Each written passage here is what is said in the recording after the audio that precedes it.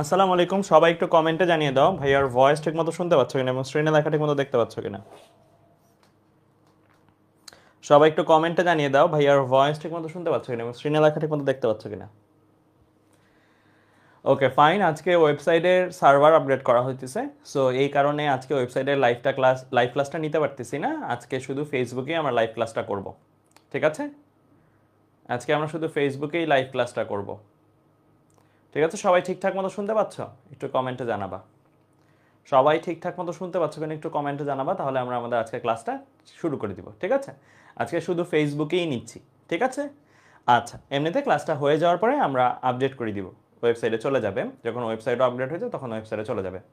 ইদানিং একটু সমস্যা হচ্ছে, এই মহাখালীতে খাজা টাওয়ারে আগুন লাগার পরে সার্ভারজনিত একটু প্রবলেম হচ্ছে, যে কারণে এটা আমাদের আপগ্রেড করতে হইতেছে, ঠিক আছে? তাহলে চলো আমরা শুরু করে দিই আমাদের আজকের ক্লাস। আজকে আমরা তাপগতিবিদ্যা অধ্যায়ের 4 নম্বর ক্লাসটা করব। বলতে পারো আজকে থেকেই হচ্ছে তাপগতিবিদ্যা অংশটা শুরু হবে। এর আগ পর্যন্ত আমরা থার্মোমিটার, তাপমাত্রা পরিমাপ বিষয়ক জিনিসপত্রগুলো দেখেছি। আজকে আমরা তাপগতিবিদ্যা অংশটাতে ফাইনালি ঢুকবো এবং তাপগতিবিদ্যার যে পড়াশোনাগুলো সেগুলো করব। তো একদম শুরু করি শুরু থেকে, ঠিক আছে? বিসমিল্লাহির রহমানির রহিম। আমরা শুরুতে দুইটা জিনিস পড়বো, একটা হচ্ছে সিস্টেম আর একটা হচ্ছে পরিবেশ বা এনভায়রনমেন্ট। এই জিনিসটা খুবই সিম্পল। আমরা যখন ধরো সাপোজ তোমাকে কোনো একটা কাজ দেওয়া হয়, ধরো তোমাকে বলা হলো চা বানাতে, তো তুমি চা বানানোর সময় কি খেয়াল করো?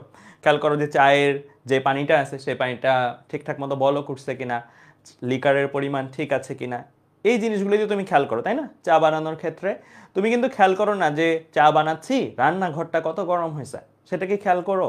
সেটা খেয়াল করো না, তুমি জাস্ট চায়ের কেটলিটা এবং কেটলির ভেতরে যে চা আছে সেইটার দিকেই তোমার সম্পূর্ণ ফোকাস, তাই না? তেমনি ফিজিক্সে যখন আমরা কোনো একটা এক্সপেরিমেন্ট করতেছি বা কোনো একটা জিনিস নিয়ে কথা বলছি, তো আমাদেরও এখানে একটা স্পেসিফিক রিজিয়ন আছে, যেটা হচ্ছে আমরা যতটুকু পর্যন্ত আমাদের সম্পূর্ণ ফোকাসটা থাকে সেই জিনিসটা হচ্ছে সিস্টেম। ধরো একটা এক্সপেরিমেন্ট তুমি করতেছো, ওই এক্সপেরিমেন্টের যে অংশটুকু আছে সেটা হচ্ছে তোমার সিস্টেম। ওই এক্সপেরিমেন্টের অংশের বাইরে তোমার একটা সারাউন্ডিংস আছে না, একটা এনভায়রনমেন্ট আছে না, ওইটা হচ্ছে পরিবেশ। তো আমাদের এই দুইটা সংজ্ঞা আছে, একটা হচ্ছে সিস্টেম। তোমাকে যদি জ্ঞানমূলক প্রশ্নে আসে তাহলে কি বলবা? মহাবিশ্বের সে ক্ষেত্র যা পরীক্ষা নিরীক্ষায় বিবেচনা করা হয় সেটাই হচ্ছে সিস্টেম, ঠিক আছে?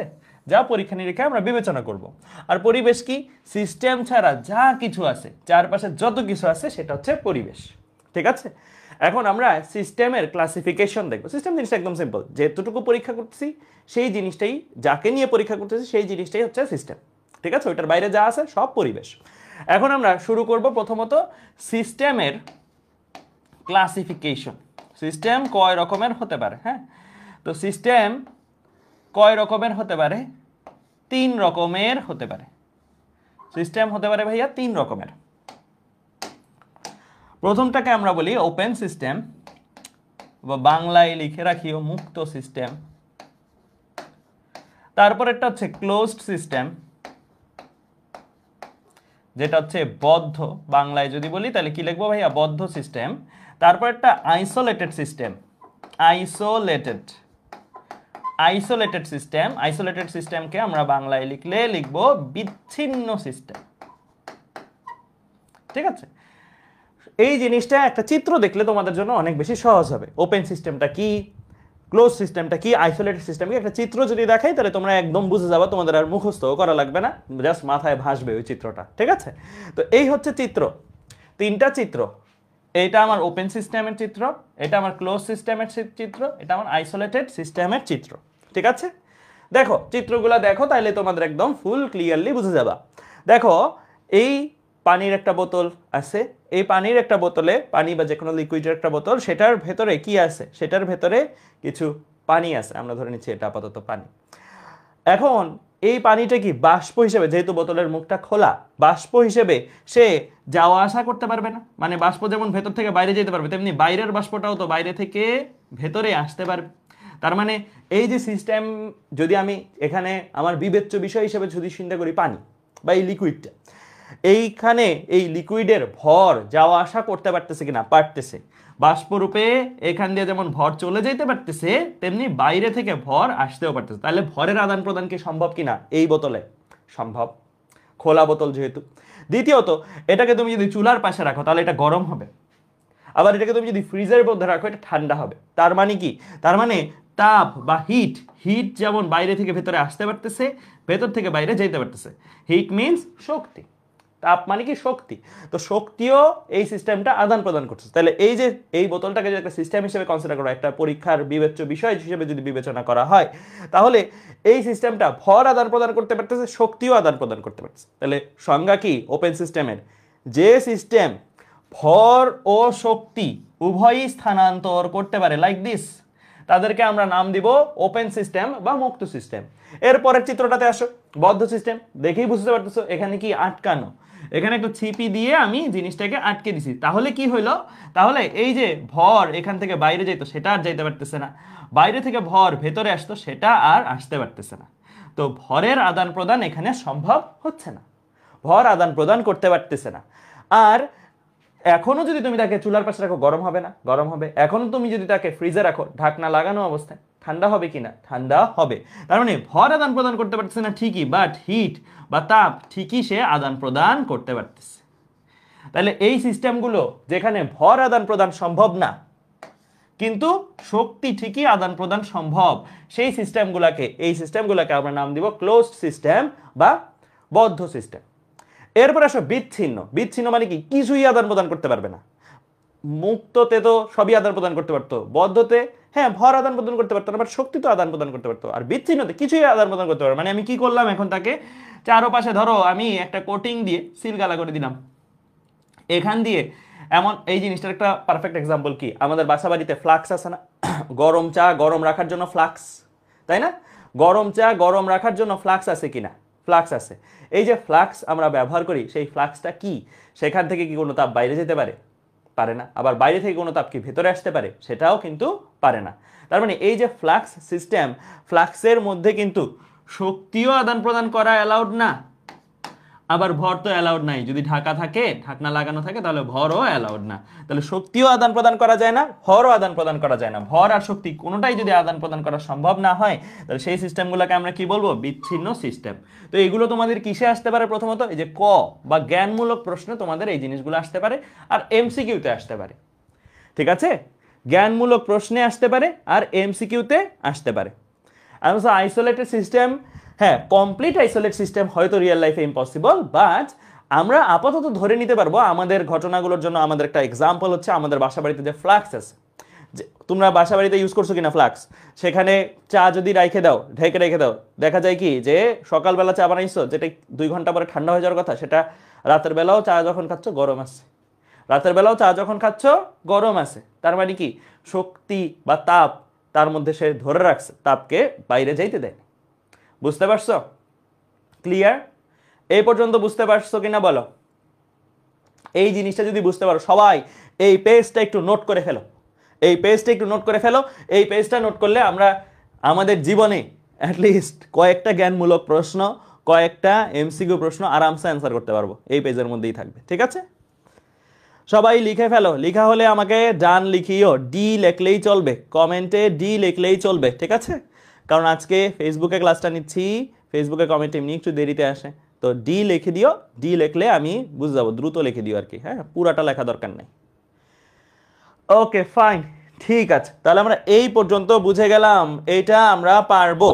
আচ্ছা, এখন আমরা এই যে সিস্টেম তো শিখলাম, যাকে পরীক্ষা নিরীক্ষা করবো, সিস্টেমের প্রকারভেদও শিখলাম। এখন এই সিস্টেমের মধ্যে তো অনেকগুলো প্যারামিটার আছে, অনেকগুলো চলক থাকতে পারে, তার বর্ণ, তার গন্ধ, তার তারল্য, ঘনত্ব, আর অনেক রাশি থাকতে পারে। বাট আমরা পড়তেছি কোন অধ্যায়? তাপগতিবিদ্যা অধ্যায়। তাপগতিবিদ্যা অধ্যায়ে আমরা যেই এক্সপেরিমেন্টগুলো করব সিস্টেমকে নিয়ে, সেই এক্সপেরিমেন্টে বা সেই পরীক্ষায় আমরা 3টা চলক নিয়ে মাথা ঘামাবো, 3টা চলক নিয়ে আমরা কাজ করব।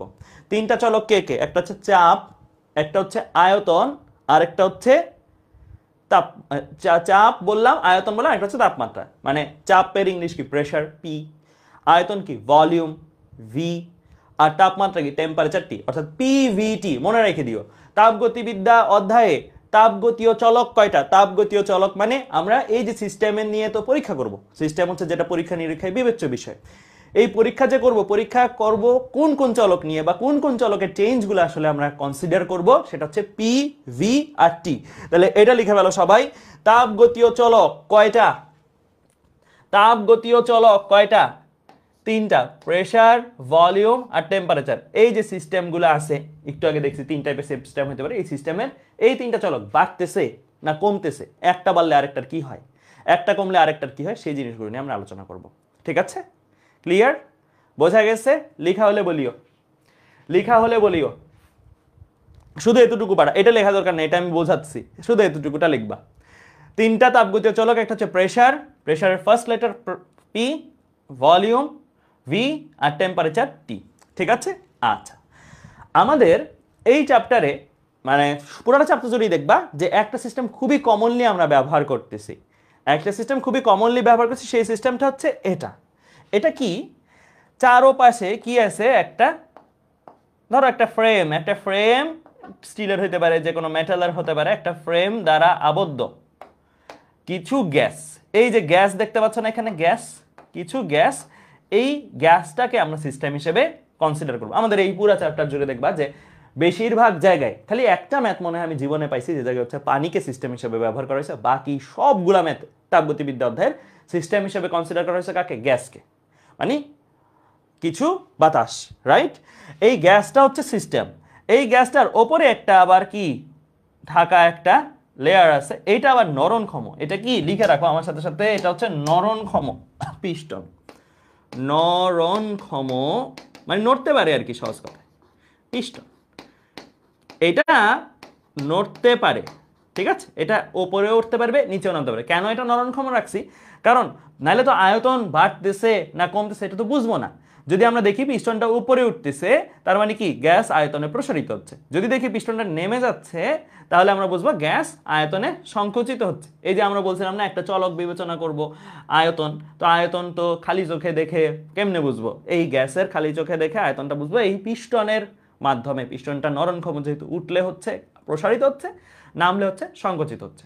তাহলে এই কিছু গ্যাস সহ আবদ্ধ নরণক্ষম পিস্টন সহ যে স্ট্রাকচারটা, এইটা আমাদের এই ক্ষেত্রে সিস্টেম হিসেবে বিবেচিত হবে। ঠিক আছে? আরেকটা জিনিস একটু বলে রাখি, যদি তোমাকে একদম ক্লিয়ারলি বলতে হয় এই ফ্রেমটা সিস্টেমের অংশ কিনা, নো। তুমি যদি চা বানাও, চায়ের পাত্রটা কি সিস্টেমের অংশ? না, চাটা অনলি সিস্টেমের অংশ। তেমনি তুমি এই যে এখানে যদি এই গ্যাস নিয়ে পরীক্ষা নিরীক্ষা করো, তাহলে এই গ্যাসের শুধু গ্যাস পার্টটুকু, মানে এই গ্যাস পার্টটুকু হচ্ছে তোমার সিস্টেম। এইটুকু হচ্ছে সিস্টেম। এর পাশে যে পিস্টন আছে, তারপরে ফ্রেম আছে, এইগুলো কিন্তু সিস্টেম না, এগুলো সবই পরিবেশ। এগুলো সবই কিন্তু পরিবেশ হিসেবে বিবেচিত হবে, মাথায় রাখিও। সিস্টেম এটাকে বলছি, তার মানে অনেকে ভাবে কি ফ্রেমটাও সিস্টেমের অংশ। নো, ফ্রেমটা না, শুধু গ্যাসটা, ফ্রেমের মধ্যে যা আবদ্ধ গ্যাস আছে সেটা। ঠিক আছে? আচ্ছা, এখন আমরা এটা তো দেখলাম সিস্টেম, তাই না? সিস্টেমের আমাদের এই চ্যাপ্টার জুড়ে বেশিরভাগ ক্ষেত্রে যেটাকে সিস্টেম হিসেবে ব্যবহার করো গ্যাস, সেটাকে ভালো করে দেখে নিলাম। এখন আমরা কি করব? এই গ্যাসটার চাপ বাড়তেছে কি কমতেছে, আয়তন বাড়তেছে কি কমতেছে, তাপমাত্রা বাড়তেছে কি কমতেছে, সেগুলো মাপবো। এগুলো মাপার বেস্ট ওয়ে হচ্ছে গ্রাফ আঁকা। এগুলো মাপার বেস্ট ওয়ে হচ্ছে গ্রাফ আঁকা। কারণ কি, তুমি যদি গ্রাফ আঁকো, ধরো সাপোজ একটা গ্রাফ, ওয়াই অক্ষ বরাবর আমি পি, পি মানে হচ্ছে চাপ, আর এক্স অক্ষ বরাবর আমি ধরো ভি, ভি মানে আয়তন। গ্রাফ যদি আঁকি তাহলে এই জিনিসটা খুবই ক্লিয়ার যে এটা বাড়তেছে না কমতেছে, নাহলে তো তোমার ডাটা দিয়ে বারবার বলতে হবে। হ্যাঁ, ধরো আমি যদি এরকম একটা গ্রাফ আঁকি, সাপোজ এরকম একটা গ্রাফ আঁকলাম, এটা দেখলে কি বুঝবা? এটা দেখলে কি বুঝবা? যে যতই আমি আয়তন বাড়াইছি ততই চাপ বাড়ছে, তাই না? দেখলেই বোঝা যায়। আবার এরকম যদি আমি আঁকি, তাহলে এটা দেখলে কি বুঝবা? যতই আমি আয়তন বাড়াইছি চাপ কি কমছে, তাহলে একটা বাড়লে আরেকটা কমে। তো এর জন্য গ্রাফ আঁকাটা হচ্ছে সবচেয়ে ইজিয়েস্ট ওয়ে। কি বোঝানোর জন্য? সিস্টেমের তাপগতীয় চলকগুলার পরিবর্তন বোঝানোর জন্য। ঠিক আছে? তাপগতীয় চলক যেগুলো আছে সেগুলো বাড়তেছে না কমতেছে সেটা বোঝানোর বেস্ট হচ্ছে গ্রাফ আঁকা। এই যে আমি গ্রাফটা আঁকবো, আমাদের এই চ্যাপ্টারে বেশিরভাগ জায়গায় দেখবা চাপ বনাম আয়তন গ্রাফটাই বেশি আঁকা হচ্ছে। হ্যাঁ, তাপমাত্রাটাকে দিয়েও মাঝে মাঝে আঁকা হয়, মাঝে মাঝে তুমি দেখবা চাপ বনাম তাপমাত্রা গ্রাফও আসবে সামনে। তো আমরা এই 3টা চলক নিয়ে বেসিক্যালি গ্রাফগুলো আঁকবো। এখন আমি তোমাদের কয়েকটা খুবই বেসিক থেকে কথাবার্তা বলবো, এগুলো সামনে যে যখন পড়বা ম্যাথগুলোতে অনেক যে কানেক্ট হবে। ঠিক আছে? এই জিনিসগুলো একটু তুলবা, নোট করবা সবাই আমার সাথে সাথে। এটা তো গ্রাফ আঁকবো, রাইট? গ্রাফের এক একটা বিন্দু ইন্ডিকেট করবে সিস্টেম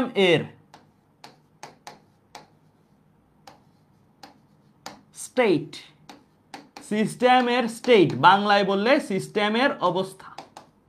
এক একটা বিন্দু কি ইন্ডিকেট করবে? সিস্টেমের অবস্থা, সিস্টেম কোন অবস্থায় আছে। কেন? কারণ দেখো এই যে এই গ্রাফের এই যে বিন্দুটা আমি নিলাম, এই বিন্দুর কি একটা স্থানাঙ্ক আছে না, একটা v1 আছে, একটা p1 আছে। v1 p1 মানে কি? এই বিন্দুর জন্য ধরো এই যে আয়তনের পরিমাণ, এই বিন্দুর জন্য এই যে চাপের পরিমাণ। এই বিন্দুটা কি ইন্ডিকেট করবে? এই বিন্দুটা ইন্ডিকেট করবে এই যে সিস্টেমটা নিয়ে আলোচনা করছি, এই সিস্টেমটা কোন অবস্থায় আছে। এই অবস্থায় সিস্টেমের একটা অবস্থা আছে। যেমন ধরো আমার এই যে এখানে গ্যাস আছে না, এই গ্যাসটার একটা চাপ আছে কিনা ভাইয়া? মাপা যাবে ব্যারোমিটার বা এরকম কোনো একটা ডিভাইস দিয়ে, অবশ্যই এটার চাপ মাপা যাবে, রাইট? চাপের মানটা ধরো মাইপে পাইলাম p1। এই যে এই সিস্টেমটা আছে, এটার একটা আয়তন আছে কিনা? নর্মালি আয়তনগুলো দাগ কাটা থাকে, গায়ে দাগ কাটা থাকে, সো দেখলেই বোঝা যায় পিস্টনটা যতটুকু উঠে আছে সেটাই তার আয়তন। এখানে একটা আয়তনের ভ্যালু থাকবে, তো এটা হচ্ছে v1। তাহলে আমরা এই গ্যাসের কিন্তু চাপ মাপতে পারবো যন্ত্র দিয়ে, আয়তনও মাপতে পারবো। বর্তমানে এই গ্যাসটা কি অবস্থায় আছে এইটা গ্রাফে কি দ্বারা প্রকাশিত হবে ভাইয়া? একটা বিন্দু দ্বারা। তাহলে এক একটা বিন্দু, গ্রাফের এক একটা বিন্দু মানে কি? সিস্টেমের এক একটি অবস্থা, ঠিক আছে? এই অবস্থাটা কি পার্মানেন্ট? পার্মানেন্ট তো না। তুমি যদি এই গ্যাসটাকে চাপ দাও বা চাপ দিচ্ছ এরকম তুমি বিভিন্নভাবে এক্সটার্নাল ফোর্সেস দ্বারা, এক্সটার্নাল এনার্জি প্রোভাইড করে তুমি এই গ্যাসের অবস্থাটা চেঞ্জ করতে পারো। কিন্তু ধরো সাপোজ আমি এই গ্যাসটা নিয়ে আমি কি করলাম, তাকে তাপ দেওয়া শুরু করলাম, তাকে আমি সাপোজ তাপ দিচ্ছি, মানে তাপ দিচ্ছি, হিট দিচ্ছি। তাপ দিলে কি হবে দেখি, কে কে বলতে পারে? তাপ দিলে কি হবে? গ্যাসকে তাপ দিচ্ছ, কি হওয়া উচিত? গ্যাসটা প্রসারিত হওয়া উচিত না? আমরা জানি কঠিন বস্তুকে তাপ দিলেও সেটা প্রসারিত হয়, তরল বস্তুকে তাপ দিলেও সেটা প্রসারিত হয়, গ্যাসকে তাপ দিলে এটা অনেক পরিমাণে প্রসারিত হয়। তাহলে এই গ্যাসটা প্রসারিত হবে, এই গ্যাসটা আর এই অবস্থায় থাকবে না, এই গ্যাসটা আর এই অবস্থায় থাকবে না। কি অবস্থায় যাবে? সে পিস্টনটা এই জায়গা থেকে উঠে প্রসারিত হবে, রাইট? তো আমি এর পরের চিত্রটা দেখি কি হবে তার। এরপরে সে এই রকম একটা অবস্থা প্রাপ্ত হবে কিনা? তাকে আমি তাপ দিলাম, কি করলাম? তাপ দিলাম। যদি আমি তাপ দিই তাহলে তার আগে একটা চাপ ছিল p1, আগে একটা আয়তন ছিল v1, এখন আর সেটা থাকবে না। এখন আমরা দেখব এই পিস্টনটা ওপরে উঠে গেছে, মানে কি? প্রসারিত হয়ে গেছে। এখন তার আয়তন আর আগের মতন নাই, আয়তন চেঞ্জ হয়ে গেছে v2 ধরে নিলাম। যেহেতু গ্যাসটা প্রসারিত হয়ে গেছে, নরমালি এখন তার চাপও আর আগের মতন থাকবে না। আগে গ্যাসের যেই পরিমাণের চাপ থাকবে, এখন গ্যাসের চাপটাও চেঞ্জ হয়ে যাবে, চেঞ্জ হয়ে গেল সাপোজ p2। মানে আমি এক্সটার্নাল একটা এনার্জি প্রোভাইড করে সিস্টেমের দশা চেঞ্জ করে ফেলছি বা অবস্থা চেঞ্জ করে ফেলছি। এই জিনিসটা গ্রাফে কিভাবে রিপ্রেজেন্টেড হবে দেখো। তাহলে প্রাথমিক অবস্থায় তার একটা চাপ ছিল, আয়তন ছিল, এই যে এই অবস্থাটা, এইটা একটা বিন্দু, এইটা একটা বিন্দু, রাইট? এন্ড দেন কি হয়েছে? তাকে তাপ দেওয়ার ফলে তার অবস্থাটা চেঞ্জ হয়ে গেছে, তার আয়তন বাড়ছে। আয়তন বাড়া মানে কি? নর্মালি আমি ডান দিকে যাব, হ্যাঁ? আর নর্মালি আয়তন বাড়লে চাপ কমে। এটা কেন কমে, কি কমে, এটা একটু পরে দেখতেছি, বাট আপাতত জাস্ট দিয়ে রাখো। তার পরবর্তীতে তার স্টেটটা চেঞ্জ হয়ে গেছে না? তার স্টেটটা চেঞ্জ হয়ে গেছে, আগের থেকে চেঞ্জ হয়ে গেছে। তো এখন নতুন একটা আয়তন, তার এই আয়তনের ভ্যালু হচ্ছে ধরো v2। এখন নতুন একটা চাপ, তার এই চাপের ভ্যালু হচ্ছে p2, ঠিক আছে? এই চাপের ভ্যালু হচ্ছে p2। তাহলে এই যে গ্যাসটার অবস্থা আগে ছিল এখানে, পরে চলে আসছে এখানে। তাহলে অবস্থা আমরা চেঞ্জ করতে পারি, এক্সটার্নাল ফোর্স অ্যাপ্লাই করে, এক্সটার্নাল এনার্জি অ্যাপ্লাই করে আমি এটা চেঞ্জ করতে পারি, ঠিক আছে? তাহলে অবস্থা চেঞ্জ হয়ে গেছে। এই অবস্থাতে চেঞ্জ হয়েছে, এটা কি একটা প্রক্রিয়া না? মানে একটা আমি কিছু অ্যাপ্লাই করছি তারপরেই তো এটা হয়েছে, তাই না? এটা একটা প্রক্রিয়া বা এটা একটা কিছু অ্যাপ্লাইয়ের ফলে হয়েছে, রাইট? তাহলে এই যে আমি একটা লাইন টানলাম, একটা আচ্ছা গ্রিন কালার দিয়ে লাইনটা টানি, একটা গ্রিন কালার দিয়ে লাইন টানলাম।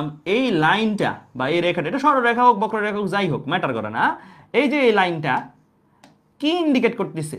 সিস্টেমের অবস্থা চেঞ্জ হয়ে গেছে। এই বিন্দু এক অবস্থা ছিল, এই বিন্দু আরেক অবস্থা। আর এই লাইনটা ইন্ডিকেট করতেছে কি, লাইনটা দেখাচ্ছে কি যে আগে সিস্টেমটা এখানে ছিল, পরে এখানে গেছে। এই লাইনটা যদি না থাকতো তাহলে তুমি বুঝতা কোনটা আগে ছিল কোনটা পরে ছিল। এই লাইনটা না থাকলে, এই অ্যারোটা না থাকলে তুমি বুঝতা কোনটা আগে ছিল কোনটা পরে ছিল, বুঝতা না কিন্তু। তো এইটা ধরো নাই, এটা না থাকলে তুমি বুঝতা না। তো এইটা দিয়ে দিলে আমরা বুঝতে পারতেছি এখন, আচ্ছা আগে সে এই অবস্থায় ছিল, পরে সে এই অবস্থায় গেছে। এরও দেখি, তো এই লাইনেরও নাম আছে, এই লাইনেরও একটা নাম আছে। এই লাইনটাকে আমরা কি নামে ডাকি? এই লাইনটাকে আমরা ডাকি প্রসেস।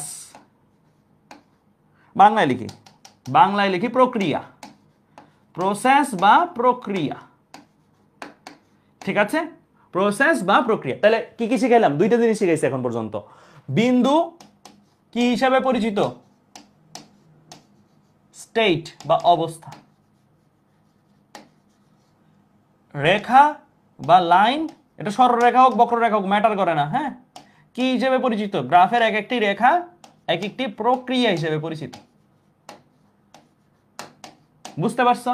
এক একটা রেখা কি এক একটা প্রক্রিয়া হিসেবে পরিচিত। একদম এগুলাকে লিখবো কিনা? অবশ্যই লিখবা, অবশ্যই এটা লিখবা। ঠিক আছে, ক্লিয়ার? তাহলে সবাই এটা লিখা হলে বলিও, এই অংশটা লিখা হলে বলবা। ঠিক আছে, লিখা হলে বলিও ভাইয়া, লিখা হলে বলবা। এই পেজে যা লিখছি ভাইয়া সেগুলো লেখা হলে বলবা। ঠিক আছে, ওকে ফাইন, ঠিক আছে, লিখছো? আচ্ছা, এখন আমরা কয়টা চলক নিয়ে কাজ করবো সেটা তো বললাম। কয়টা প্রক্রিয়া হতে পারে? অবস্থা তো অসংখ্য হতে পারে, তাই না? এখানে যতগুলো বিন্দু সম্ভব এই গ্রাফে ততগুলো অবস্থা সম্ভব, তাই না? অবস্থার তো আর ডিফাইন করার উপায় নেই, বাট কয়টা প্রক্রিয়া হইতে পারে, প্রক্রিয়া কয় রকমের সেটা আমরা ডিফাইন করতে পারবো, সেটারও সংজ্ঞা আছে। তো লিখো এখন আমার সাথে সাথে, প্রক্রিয়া কয় রকমের। এরকম এই প্রক্রিয়া কয় রকমের, গ্রাফের যে দেখলাম যে প্রক্রিয়া বা প্রসেস, সেই প্রক্রিয়া কয় রকমের। এই প্রক্রিয়াগুলোকে আরো ক্লিয়ারলি বললে, আমরা যেহেতু তাপ চ্যাপ্টার নিয়ে কাজ করতেছি তাই এটাকে আমরা বলি তাপগতীয় প্রক্রিয়া। শুধু প্রক্রিয়া বলবো না, বলবো কি তাপগতীয় প্রক্রিয়া। তাপগতীয় প্রক্রিয়া প্রথমত ডেফিনেশনটা কি? যে উপায়ে বা যে প্রক্রিয়ায়, তাপগতীয় প্রক্রিয়া কারা? সকল প্রক্রিয়ায় পৃথিবীর সেই তাপগতীয় প্রক্রিয়া কিনা? না, যে প্রক্রিয়ায় তাপগতীয় চলক, তাপগতীয় চলক কয়টা ছিল? তিনটা, তাই না? তাপগতীয় চলক ব্র্যাকেটে লিখে দিও কে কে, হ্যাঁ, পি ভি টি এর পরিবর্তন হয়। যে কোনো দুইটার পরিবর্তন বা যে কোনো একটা নরমালি পরিবর্তন হতে পারে না, এরা ইন্টারনালি কানেক্টেড, যে কোনো একটা চেঞ্জ হলে একটা চেঞ্জ হয়ে যাবে। যে প্রক্রিয়ায় তাপগতীয় চলকগুলার পরিবর্তন হয় সেই প্রক্রিয়াই হচ্ছে তাপগতীয় প্রক্রিয়া। পৃথিবীর সকল প্রক্রিয়াই তো তাপগতীয় প্রক্রিয়া না, তাই না? কোনগুলাকে তাপগতীয় প্রক্রিয়ার আন্ডারে ফেলবা? যেগুলোর মাধ্যমে পিভিটি, কোনো গ্যাস কোনো পানি, সেগুলোর চাপ আয়তন তাপমাত্রার চেঞ্জ হয়েছে, তার মানে তুমি ওই প্রক্রিয়াটাকে ডিফাইন করতে পারবে কি প্রক্রিয়া হিসেবে? তাপগতীয় প্রক্রিয়া হিসেবে। ঠিক আছে, সেই প্রক্রিয়াকে কি বলে? তাপগতীয় প্রক্রিয়া বলে।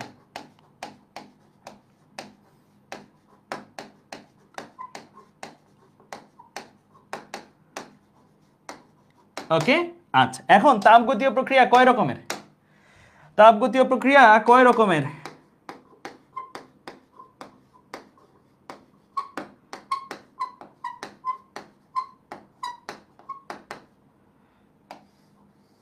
তাপগতীয় প্রক্রিয়া কয় রকমের ভাইয়া? একটু উপরে নিয়ে যাই। তাপগতীয় প্রক্রিয়া কয় রকমের? তাপগতীয় প্রক্রিয়া চার রকমের। চার, এক, দুই, আচ্ছা নাম্বার দিয়ে লিখি, 1 2 3 4, চার রকমের। চার রকমের কি কি? নামগুলো কি কি তাদের? প্রথম তাপগতীয় প্রক্রিয়ার নাম হচ্ছে, প্রথম তাপগতীয় প্রক্রিয়ার নাম হচ্ছে সমচাপ তাপগতীয় প্রক্রিয়া। সমচাপ তাপগতীয় প্রক্রিয়া। দ্বিতীয় তাপগতীয় প্রক্রিয়ার নাম হচ্ছে সমায়তন, সম-আয়তন, যেটাকে সমায়তন বলে।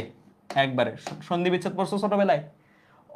অকার বা আকারের পরে অকার বা আকার থাকলে আকার হয়, ওরকম আর কি, হ্যাঁ। সমযোগায়তন, সমায়তন, ঠিক আছে।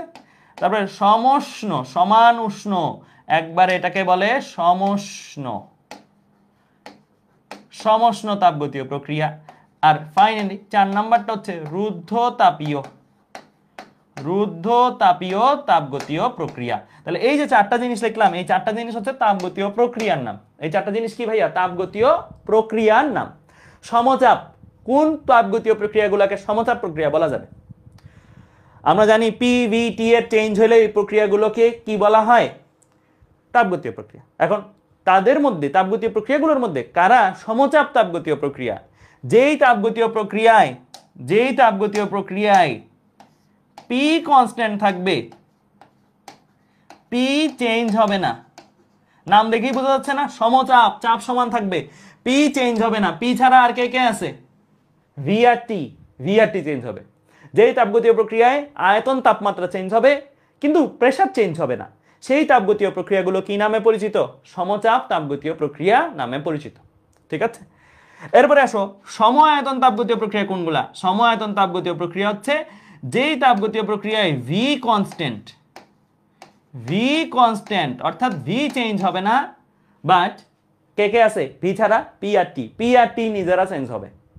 ঠিক আছে, পি আর টি এর চেঞ্জ হবে, সেই তাপগতীয় প্রক্রিয়া হচ্ছে সম আয়তন তাপগতীয় প্রক্রিয়া। সমষ্ণ সমান উষ্ণ মানে তাপমাত্রা, উষ্ণতা মানে তাপমাত্রা। তো এই তাপগতীয় প্রক্রিয়া কোনগুলা? এই তাপগতীয় প্রক্রিয়া হচ্ছে যেই তাপগতীয় প্রক্রিয়ায় টি কনস্ট্যান্ট থাকবে, টি চেঞ্জ হবে না। টি ছাড়া বাকি যারা আছে, কে কে আছে বাকি? পি আর ভি, সেই দুইটা চলক চেঞ্জ হবে নিজেরা। সেইগুলো হচ্ছে কি? সমষ্ণ তাপগতীয় প্রক্রিয়া। রুদ্ধতাপীয় তাপগতীয় প্রক্রিয়া কি? রুদ্ধতাপীয় তাপগতীয় প্রক্রিয়া পিভিটি তিনটাই তো লিখে ফেলছি। এটা হচ্ছে যেই তাপগতীয় প্রক্রিয়ায় কিউ কনস্ট্যান্ট, কিউ মানে কি? তাপ, মানে আমি বাইরে থেকে কোনো তাপ দিব না তাকে। কিউ মিন্স কি? তাপ। কিউ মানে তাপ। রুদ্ধ তাপীয়, নামটা দেখে বোঝা যায় তাপ রুদ্ধ থাকবে, তাপ বাইরেও যাবে না, ভেতর থেকে, বাইরে থেকে ভেতরেও আসবে না। এই যে সিস্টেমের বাইরে থেকে ভেতরে কোনো তাপ দিতে পারবো না, ভেতর থেকে কোনো তাপ বাইরে যাবে না। এই সিস্টেমগুলাকে আমরা বলবো রুদ্ধতাপীয় তাপগতীয় প্রক্রিয়া। এখানে কিউ এর পরিচয় হচ্ছে তাপ, টি হচ্ছে তাপমাত্রা। তাপ আর তাপমাত্রা দুটো জিনিস কিন্তু এক না, দুটো জিনিস কিন্তু আলাদা। তাপ হচ্ছে শক্তি আর তাপমাত্রা হচ্ছে কোনো বস্তুর তাপীয় অবস্থাটা কিরকম, অর্থাৎ ঠান্ডা নাকি গরম, সেই জিনিসটার প্রকাশ। ঠিক আছে, আচ্ছা তোমরা একটু বলো তো দেখি কাদের মাথায় কাজ করতেছে একটা জিনিস, সেটা হচ্ছে আমরা তো সিস্টেম পড়ছি। সিস্টেম কয় রকমের? 3 রকমের। এর মধ্যে রুদ্ধতাপীয় তাপগতীয় প্রক্রিয়াটা একটা সিস্টেমের মধ্যেই ঘটে। 3টা প্রকারভেদ পড়ছি না? কোন ক্ষেত্রে ঘটে বলো? কোন সিস্টেমের ক্ষেত্রে রুদ্ধতাপীয় তাপগতীয় প্রক্রিয়াটা ঘটবে? 3টা প্রকারভেদ পড়ছি, ওপেন, ক্লোজড, আইসোলেটেড, মুক্ত, বদ্ধ, বিচ্ছিন্ন। রুদ্ধতাপীয় তাপগতীয় প্রক্রিয়াটা একটা প্রকারভেদের মধ্যেই ঘটে। কোনটা? হ্যাঁ, অলরেডি বলে ফেলছো, আইসোলেটেড। কারণ কি? আইসোলেটেড সিস্টেম কে ছিল? আইসোলেটেড সিস্টেম ছিল সেই সিস্টেম যে সিস্টেমে কোনো শক্তি বাইরে থেকে ভেতরে আসতে পারবে না, ভেতর থেকে বাইরে যেতে পারবে না। শক্তি মানি তো তাপ। তো আমার রুদ্ধতাপীয় কন্ডিশনও তো এটা, যে তাপ বাইরে থেকে ভেতরে আসতে পারবে না, ভেতর থেকে বাইরে যেতে পারবে না। তাহলে কোন সিস্টেমে রুদ্ধতাপীয় তাপগতীয় প্রক্রিয়া ঘটে? যদি এমসিকিউতে আসে কি অ্যান্সার দিবা? বলে দিবা এইটা ঘটে কোথায়? এটা ঘটে আইসোলেটেড সিস্টেমে। আইসোলেটেড সিস্টেম মানেই রুদ্ধতাপীয় তাপগতীয় প্রক্রিয়া। আইসোলেটেড সিস্টেম মানেই রুদ্ধতাপীয় তাপগতীয় প্রক্রিয়া। ঠিক আছে, আইসোলেটেড সিস্টেমের বাংলা হচ্ছে বিচ্ছিন্ন সিস্টেম। এটা এমসিকিউর জন্য খুবই জরুরি একটা জিনিস। ঠিক আছে,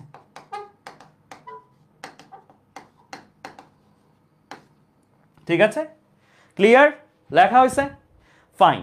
তাহলে আমরা এই পর্যন্ত বুঝে গেছি। এখন আমরা যেটা করব, আমরা গ্রাফ দেখছিলাম, আমরা বলছিলাম গ্রাফের মাধ্যমে প্রকাশ করা হচ্ছে সহজ তাপগতীয় প্রক্রিয়াগুলোর চেঞ্জগুলো। আমরা সমচাপ, সমায়তন, সমষ্ণ, রুদ্ধতাপীয় এই প্রক্রিয়াগুলোর জন্য একটু গ্রাফ আঁকায় ফেলবো খুবই ফাস্ট। আমরা গ্রাফ আঁকায় ফেলবো খুবই ফাস্ট। চলো আমরা শুরু করি। ঠিক আছে, শুরু করি আমরা গ্রাফ আঁকায় ফেলা। তো প্রথমে দেও সমচাপ, সমচাপের গ্রাফ আঁকবো এখানে, সমায়তনের গ্রাফ আঁকবো এখানে,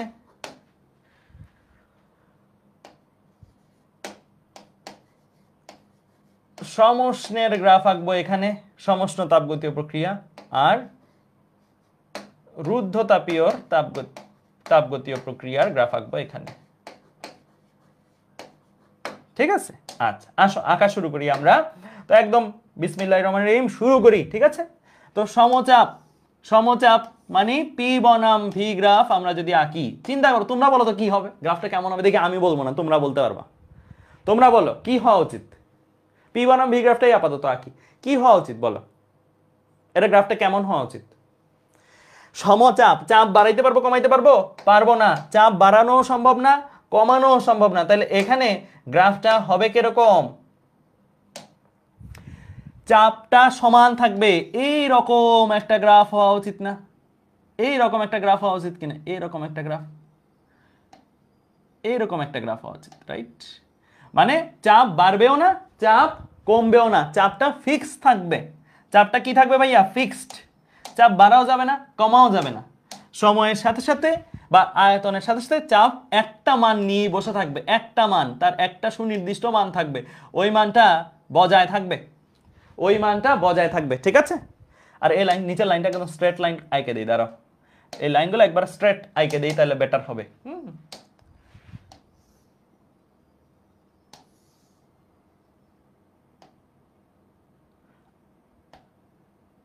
ওকে, পারফেক্ট, ঠিক আছে,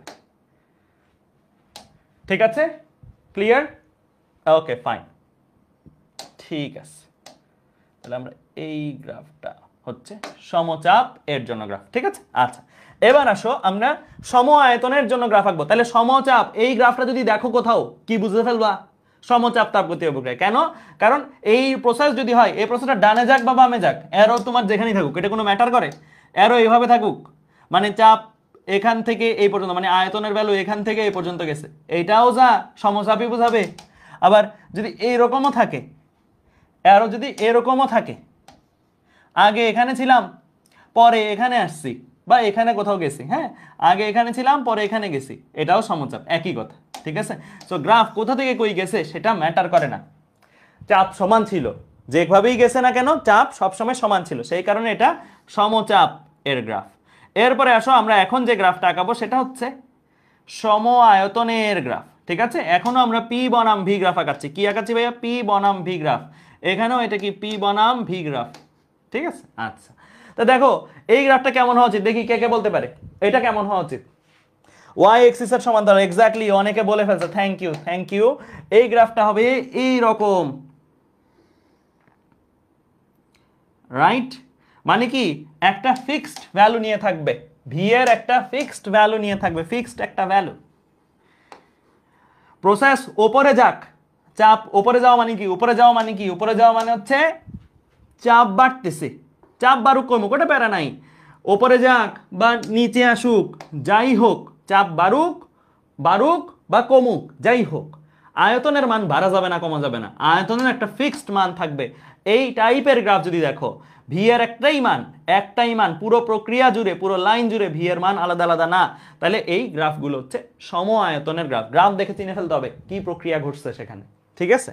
আচ্ছা, এবার আসো সমষ্ণের গ্রাফ। সমষ্ণের গ্রাফ আমরা আঁকাবো, চলো সমষ্ণের গ্রাফ, সমষ্ণ প্রক্রিয়ার গ্রাফ। তো আমরা যদি সমষ্ণ প্রক্রিয়ার গ্রাফ আঁকাই,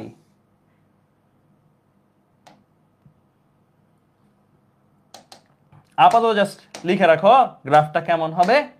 পি দাও, ভি দাও, পি বনাম ভি গ্রাফ আঁকাচ্ছে, ঠিক আছে? এই গ্রাফগুলো হবে এই রকম, এই রকম, এই রকম শেপের। তুমি বলতে পারো ভাই এটা কিভাবে আসছে? আমি তোমাদের সামনে একটা জিনিস পড়াবো, এটা তোমরা শুধু এক জায়গায় না, এটা তোমরা অনেকগুলো জায়গায় পড়বা। সেই জিনিসটা হইলো বয়েলের সূত্র। নাম শুনছো কেউ কেউ? কেউ কেউ কি নাম শুনছো? অনেকগুলো জায়গায় আছে এইচএসসি লাইফের। এটা বয়েলের সূত্র থেকে এই গ্রাফটা আসছে। বয়েলের সূত্র, বয়েলের সূত্রটা কোথায় পড়বা? বয়েলের সূত্রটা তোমরা 2-3 জায়গায় পড়বা। প্রথমত পড়বা ফিজিক্স ফার্স্ট পেপারের চ্যাপ্টার 10 আদর্শ গ্যাস ও গতিতত্ত্ব অধ্যায়ে। তারপরে পড়বা কেমিস্ট্রি সেকেন্ড পেপারের চ্যাপ্টার 1 পরিবেশ রসায়ন, সেখানেও বয়েলের সূত্র নিয়ে ডিটেলসে পড়াবে। খুবই সহজ একটা জিনিস, আমি একটু পরেই পড়াই দিব তোমাদের সামনে। আর এরপরে এই তাপগতিবিদ্যা অধ্যায়ে পড়বা। তো 3 জায়গায় এই জিনিসটা পড়বা, ঠিক আছে? তো আপাতত একে রাখো, কারণ আমরা একবারে নোট বানাচ্ছি, একটা সুন্দর নোট, যেন ওই নোটটা পরে ডিভিশন দিলেই হয়ে যায়, সে কারণে আমরা এটা আগে আঁকা রাখবো, পরে হচ্ছে দেখবো কিভাবে আসছে। হ্যাঁ, এরপরে রুদ্ধ তাপীয়র জন্য গ্রাফ আঁকাই। চলো রুদ্ধ তাপীয়র জন্য গ্রাফটা আঁকাই।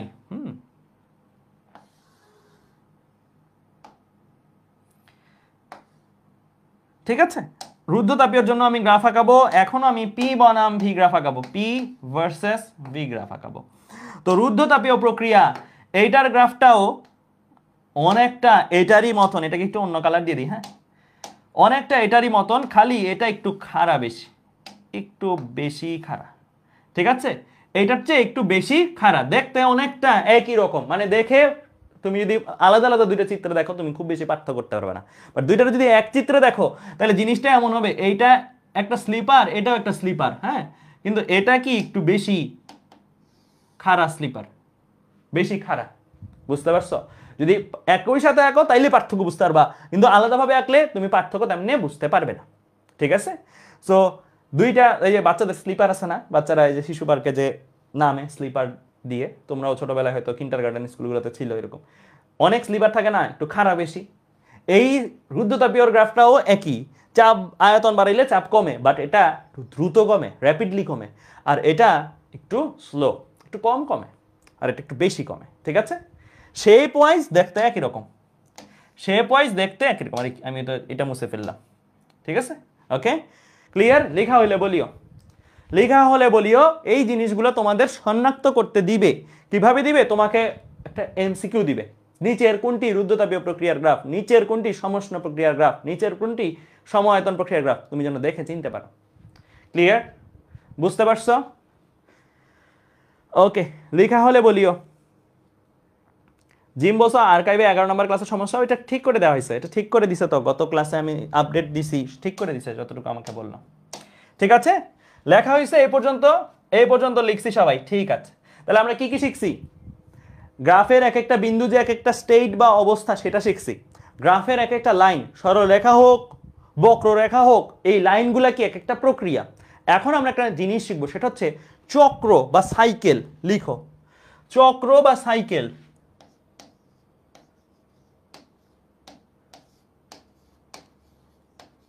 তোমরা সাইকেলে ভর্তি আছো না? সাইকেল তো সাইকেল শিখবো আমরা এখন, হ্যাঁ?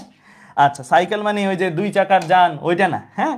আমাদের ফিজিক্সে তাপগতিবিদ্যা অধ্যায়ে চক্র বা সাইকেল কি? চক্র বা সাইকেল হচ্ছে এই যে আমরা গ্রাফ শিখলাম, এই যে আমরা গ্রাফ শিখলাম, আমরা গ্রাফগুলোতে প্রক্রিয়া শিখলাম, 4 রকমের প্রক্রিয়া হতে পারে। এখন 4 রকমের প্রক্রিয়া হচ্ছে ফাইন, বাট শুধু যে একটা প্রক্রিয়ায় একটা সিস্টেম এট এ টাইম দিবে তা না, একটা সিস্টেম মাল্টিপল প্রক্রিয়া একই সাথে দিতে পারে, মানে একটার পর একটা একটার পর একটা দিতে পারে, হ্যাঁ? মানে এরকম অসম্ভব, ধরো এই যে এরকম একটা গ্রাফ তোমার কাছে আছে, এরকম একটা গ্রাফ,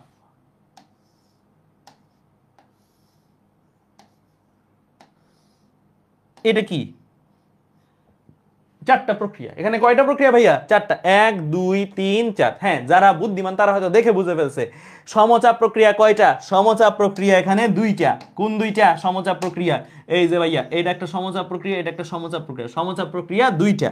যারা বুদ্ধিমান তারা এটাও বুঝে ফেলছে, এখানে সম আয়তন প্রক্রিয়া কয়টা? সম আয়তন প্রক্রিয়া 2টা, সম আয়তন প্রক্রিয়া 2টা, তাই না? মানে 4টা প্রক্রিয়া ঘটতেছে একটা সিস্টেমে, হতে পারে।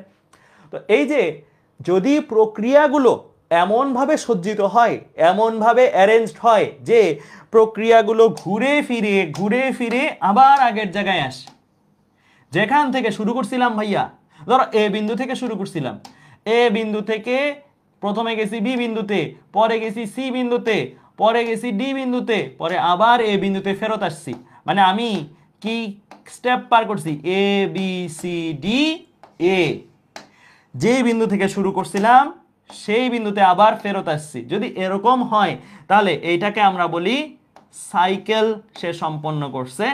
এই প্রক্রিয়াটাকে একবার একটা নাম দিই, সাইক্লিক প্রসেস বা চাক্রিক প্রক্রিয়া।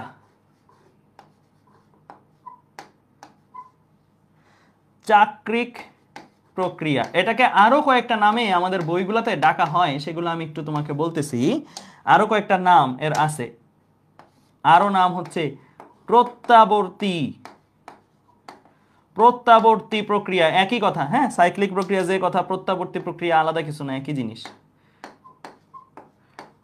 প্রত্যাবর্তী মানে কি? প্রত্যাবর্তন থেকে আসছে, প্রত্যাবর্তন মানে ফেরত আসা, যেখান থেকে শুরু করছিলাম আবার সেখানে ফেরত আসছি, হ্যাঁ? সাইক্লিক প্রসেস, চাক্রিক প্রক্রিয়া, প্রত্যাবর্তী প্রক্রিয়া, আবর্ত প্রক্রিয়া সবই একই জিনিসের ভিন্ন নাম। ঠিক আছে, সবই একই জিনিসের ভিন্ন নাম। ক্লিয়ার? তাহলে এইগুলো হচ্ছে সাইকেল।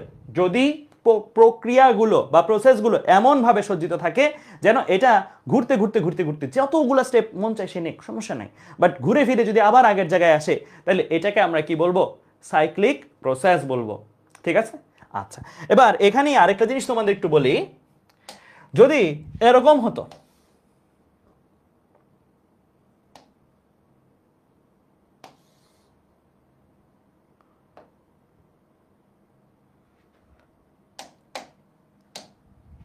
এটা পি, এটা ভি, যদি এরকম হতো, প্রক্রিয়াটা বলে দিছে যে এ বি সি ডি প্রক্রিয়া, এ বি সি ডি, চারটা বিন্দু দিল, মানে চারটা অবস্থা দিল সিস্টেমের, এ বি সি ডি দিয়ে বললো এবিসিডি কি প্রক্রিয়া, চারটা বিন্দু দিয়ে এবিসিডি বললো কি প্রক্রিয়া, তুমি কি বলবা? সাইক্লিক প্রসেস বলবা। সাইক্লিক প্রসেস কি তাকে বলবা? বলতে পারবে না। এবিসিডি মানে কি জানো? এবিসিডি মানে এ থেকে বিতে গেছি, বি থেকে সিতে গেছি, সি থেকে দেন ডিতে গেছি। মিসিং কে? মিসিং ডি থেকে এতে যাওয়ার পার্টটা মিসিং। যদি A B C D A বলে দিত সাথে, মানে যেই বিন্দু দিয়ে শুরু করছি সেই বিন্দুটা আবার শেষে না আসলে তুমি কখনোই তাকে সাইক্লিক প্রসেস বলতে পারবে না। তোমার এবিসিডি বলার মানে হচ্ছে এটা নন সাইক্লিক প্রসেস। শুধু এবিসিডি কেউ যদি বলে, এবিসিডি কিন্তু সাইক্লিক প্রসেস না, এবিসিডি নন সাইক্লিক, নন সাইক্লিক প্রসেস।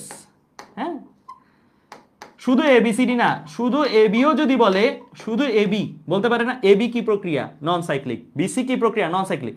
যে কোনো প্রক্রিয়ার যেই বিন্দু দিয়ে শুরু হইছে সেই বিন্দু দিয়ে শেষ না হইলে এবি, এবি কি? একটা নন সাইক্লিক প্রসেস। বিসি কি? একটা নন সাইক্লিক প্রসেস। সিডি কি? একটা নন সাইক্লিক প্রসেস।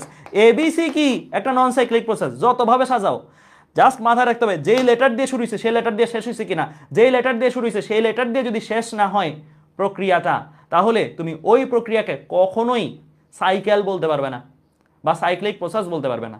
যেমন কেউ যদি এবিসিডি বলে বা এবি বলে বা বিসি বলে বা সিডি বলে, আলাদা করে বললো, তাহলে এগুলা কিন্তু আলাদাভাবে প্রত্যেকটাই কি? নন সাইক্লিক প্রসেস। নন সাইক্লিক প্রসেসেরও নামগুলো লিখে রাখো। নন সাইক্লিক প্রসেসের আরো কয়েকটা নাম সম্ভব। নন সাইক্লিক প্রসেসকে নাম ডাকা যায় এরকম: অপ্রত্যাবর্তী প্রক্রিয়া,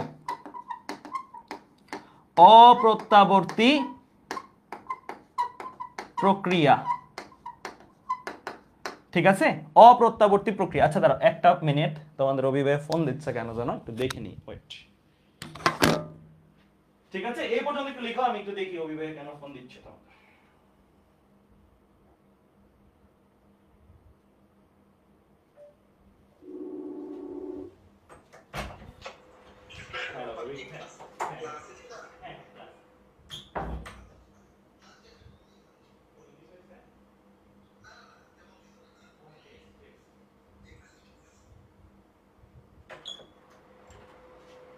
আচ্ছা ঠিক আছে, তেমন কিছু হয় নাই, পরে ফোন দিতে পারবো, সমস্যা। তো চলো আমরা শুরু করি। তাহলে আমরা কি শিখলাম? সাইক্লিক প্রসেস কি, নন সাইক্লিক প্রসেস কি। ঠিক আছে, সাইক্লিক প্রসেস শিখলাম, নন সাইক্লিক প্রসেস শিখলাম। তো নন সাইক্লিক প্রসেস দেখে চিনবো কিভাবে? প্রথমত গ্রাফ দেখে চিনা তো যাই ইজি, যেখান থেকে শুরু হয়েছে সেখানে এসে মিলে নাই আবার, তাহলে নন সাইক্লিক প্রসেস। আর লিখা দেখেও চেনা যাবে, জাস্ট লিখে দিলে এ বিসি প্রক্রিয়া, বিসিডি প্রক্রিয়া এরকম বলে দিল, তাহলেই তুমি বুঝে ফেলবে আরে যে এই বিন্দু দিয়ে শুরু হয়েছে সেই বিন্দুটা নাই, শেষে বি, শেষে যদি আবার এ হইতো তাহলে আমি এটাকে সাইক্লিক প্রসেস বলতে পারতাম। ঠিক আছে, ক্লিয়ার? অপ্রত্যাবর্তী প্রক্রিয়া আরেকটা নাম আছে অনাবর্ত প্রক্রিয়া, অনাবর্ত। তাহলে এই হচ্ছে আমার তিনটা নাম। ক্লিয়ার? লিখা হলে বলিও, লিখা হলে বলিও। এখন বলছো এ বি এ হবে না? হ্যাঁ, A B A cyclic process হবে। A B A cyclic process হতে পারে, হতে পারে না? এ বি একটা সাইক্লিক প্রসেস হতে পারে। তো বুঝতে পারছো? মানে যেই লেটার দিয়ে শুরু হইছে সেই লেটার দিয়ে শেষ হইলেই আমি এটা সাইক্লিক প্রসেস বলবো। যেই লেটার দিয়ে শুরু হইছে সেই লেটার দিয়ে শেষ হইলো না, তাহলে এটা নন সাইক্লিক প্রসেস। ঠিক আছে, ক্লিয়ার? ওকে ফাইন, ঠিক আছে, তাহলে আমরা এই পর্যন্ত বুঝলাম। হ্যাঁ, ঠিক আছে, ওকে ঠিক আছে। এখন এখানে আমরা সাইক্লিক প্রসেস, নন সাইক্লিক প্রসেস, দুইটা প্রসেস তো শিখছি। এই সাইক্লিক প্রসেস, নন সাইক্লিক প্রসেসের পার্থক্য তোমাদের পরীক্ষায় আসে। সাইক্লিক প্রসেস, নন সাইক্লিক প্রসেসের পার্থক্য তোমাদের পরীক্ষায় আসে। এই হচ্ছে পার্থক্য, এটা বইতে আছে, একটু রিডিং করে নিলেই হবে। আমি জাস্ট ছোট্ট করে একটু বলে দিচ্ছি, এটাতে তেমন বোঝার কিছু নেই, দেখলেই বুঝতে পারবা কি হচ্ছে। সাইক্লিক প্রসেস শিখাই দিছি, নন সাইক্লিক প্রসেস শিখাই দিছি, এখন জাস্ট আমি পার্থক্যটা বললেই তোমরা নিজেরাই দেখো, এগ্রি করবা আমার সাথে সাথে। প্রথমত, অপ্রত্যাবর্তী প্রক্রিয়া মানে নন সাইক্লিক প্রসেস যেটা, সেটা কি প্রত্যাবর্তন ঘটবে, ঘটবে না? এটা এই প্রথম পয়েন্ট। প্রত্যাবর্তী প্রক্রিয়া, এটা কি প্রত্যাবর্তন ঘটবে? সংজ্ঞার মধ্যেই জিনিসটা, তাই না? তো এখানে একটা এক্সাম্পল বলছি, বরফ থেকে পানি হইছে শুধু, এটা কি প্রক্রিয়া? বরফ থেকে পানি হইছে, এটা কি প্রক্রিয়া? অপ্রত্যাবর্তী, তাই না? আর এখানে দেখো, বরফ থেকে পানি হইছে, দেন আবার পানি থেকে বরফ হইছে। তাহলে আমি যেই অবস্থা দিয়ে শুরু করছিলাম, বরফ দিয়ে শুরু করছিলাম, বরফ দিয়ে শেষ করছি। তাহলে এই প্রক্রিয়াটা কি? এই প্রক্রিয়াটা হচ্ছে সাইক্লিক প্রসেস। যেই অবস্থা দিয়ে শুরু করছি সেই অবস্থায় এসে শেষ করছি। ঠিক আছে, ক্লিয়ার? তাহলে শুধু বরফ টু পানি অপ্রত্যাবর্তী প্রক্রিয়া, বরফ টু পানি দেন পানি টু বরফ, এই দোনোটা মিলাই হচ্ছে প্রত্যাবর্তী প্রক্রিয়া। এই দুইটা মিলে কিন্তু, ঠিক আছে? ওকে, এটা নর্মালি স্বতঃস্ফূর্ত প্রক্রিয়া। স্বতঃস্ফূর্ত মানে নিজে নিজে ঘটে। তুমি দেখো, বরফকে রেখে দিছো, ফ্রিজ থেকে নামায় টেবিলে রেখে দিছো, নিজে নিজেই সে কি হয়ে যাবে? সাধারণত নিজে নিজেই সে পানি হয়ে যাবে। পানি থেকে কি বরফ নিজে নিজে হবে? তাকে রেফ্রিজারেটরে রাখতে হবে। রেফ্রিজারেটরে রাখা মানে তুমি এনার্জি প্রোভাইড করছো, ইলেকট্রিসিটি প্রোভাইড করতেছো, এনার্জি দিচ্ছ। এনার্জি দিয়ে তুমি তাকে জোর করে পানি থেকে বরফ বানাচ্ছ। বাট শুধু বরফ থেকে পানি হওয়া, এটা কি তোমার কোনো জোর করা লাগছে? কিছু করা লাগছে? কিছুই করা লাগে, তুমি বাইরে জাস্ট রেখে দিছো, পরিবেশই যা করার করে ফেলছে, তাই না? তো আলটিমেটলি সাধারণত তুমি দেখবা যে অপ্রত্যাবর্তী প্রক্রিয়াগুলো স্বতঃস্ফূর্ত। স্বতঃস্ফূর্ত মানে নিজে নিজে ঘটবে। এখানে এক্সটার্নাল কিছু প্রোভাইড করতে হবে না, তোমার এক্সটার্নাল কিছু হিট, এক্সটার্নাল কিছু এনার্জি প্রোভাইড করতে হবে, নিজে নিজে ঘটে। ঠিক আছে, এটা একটা বৈশিষ্ট্য অপ্রত্যাবর্তী প্রক্রিয়া। আর অন দ্য আদার হ্যান্ড, এটা কি? এটা পুরো প্রক্রিয়াটা কখনোই স্বতঃস্ফূর্ত হবে না। তুমি কখনোই একটা স্বতঃস্ফূর্ত ভাবে ঘটতে দেখবে না সাইক্লিক প্রসেসকে। হ্যাঁ, তো অবশ্যই কিছু হলেও চেঞ্জ থাকবে, কিছু হলেও মানে চেঞ্জ থাকবে, এনার্জি থাকবে, এনার্জির প্রয়োগ। যেমন ধরো এই প্রসেসটাই, বরফ থেকে পানি নিজে নিজে হয়েছিল, ফাইন, স্বতঃস্ফূর্ত অংশ। বাট পানি থেকে বরফ আবার কি? তোমার ফ্রিজে রাখতে হয়েছে। ফ্রিজে রাখা মানে এনার্জি দিতে হয়েছে, মানে তোমার তো একটা ইনক্লুশন ছিল, তোমার তো একটা কন্ট্রিবিউশন ছিল, তাই না? মানে একটা এক্সটার্নাল এনার্জির প্রয়োজন পড়বেই যদি তুমি একটা সাইক্লিক প্রসেস রান করতে চাও। নিজে নিজে সাইক্লিক প্রসেস হবে না। এরপরে আসো, এইটা দ্রুত প্রক্রিয়া, স্বাভাবিক দ্রুত, একটা ধাপই কমপ্লিট করে নর্মালি, একটা ধাপ, এটা তো স্বাভাবিক দ্রুত হবেই। আর এখানে কি শুধু যাওয়া তো না, যাওয়া প্লাস আসা, যাওয়া প্লাস আসা, নর্মালি এটা একটু টাইম নেয়, এটা একটু ধীর প্রক্রিয়া। ঠিক আছে, তো এটাও একটা বৈশিষ্ট্য, এটা একটা ধীর প্রসেস কম্পেয়ার টু কি অপ্রত্যাবর্তী প্রসেস। তাপীয় সাম্যাবস্থা বজায় থাকে না অপ্রত্যাবর্তী প্রক্রিয়া। এটা দিয়ে কি বোঝাচ্ছে জানো? এটা দিয়ে বোঝাচ্ছি, ধরো তুমি এই জিনিসটাই দেখো, আমি এটাতে আসতেছি, এই টেবিলটাতে আসতেছি আরেকবার। বরফ, বরফ থেকে কি হইলো? পানি, পানি হইলো। তাহলে এই যে বরফ থেকে পানি যে হয়েছে, বরফ থেকে পানি হওয়ার সময় সে কি করছে? সে পরিবেশ থেকে তাপ নিছে না? পরিবেশ থেকে তাপ নিছে কিনা? 100 জুল হোক, 200 জুল হোক, 10,000 জুল হোক, 20,000 জুল হোক, তাপ নিছে তো, কিছু হইলো তো তাপ সে নিয়েছে, রাইট? পরে কি সেটা ফেরত দিছে? পরিবেশ থেকে পানি হইলো, তখন নিয়েছে, অপ্রত্যাবর্তী প্রক্রিয়ায় সে তাপ নিয়েছে পরিবেশ থেকে। পরিবেশে কি তাপ আবার সে ফেরত দিয়েছে? দেয় নাই কিন্তু, সে একটা তাপ নিছে, মানে একটা তুমি জায়গা থেকে লোন নিছো, বাট তুমি আর লোন ফেরত দাও না, জিনিসটা এরকম। আর যদি এটা একটা প্রত্যাবর্তী প্রক্রিয়া হতো, তাহলে তো এই জায়গায় এসে থামা যেত না, তাহলে আমার আরেকটা স্টেপ করে দিতে হইতো। আরেকটা স্টেপ কি? পানি থেকে ফ্রিজে রেখে আবার বরফ বানানো, পানি থেকে ফ্রিজে রেখে আবার বরফ বানায় দেওয়া, তাই না? এই স্টেপটা করে দিতে হইতো তাকে। এই স্টেপটা যদি করে দেই, তাহলে আমার কি করতে হয়? ফ্রিজে রাখতে হয়। আমার কি করতে হবে? তাকে ফ্রিজে রাখতে হবে। ফ্রিজে যদি রাখে, ফ্রিজে রাখা মানে কি? ফ্রিজ কি করে? ফ্রিজ কি করে? তার থেকে তাপ নিয়ে নেয় না? পানিকে বরফ বানাচ্ছে যখন, ফ্রিজ কি করবে? পানি থেকে তাপ নিবে। তাপ সরিয়ে নিবে, তাপ সরিয়ে নিলে পানিটা ঠান্ডা হবে, ঠান্ডা হওয়া মিন্স আস্তে আস্তে বরফ হওয়া, রাইট?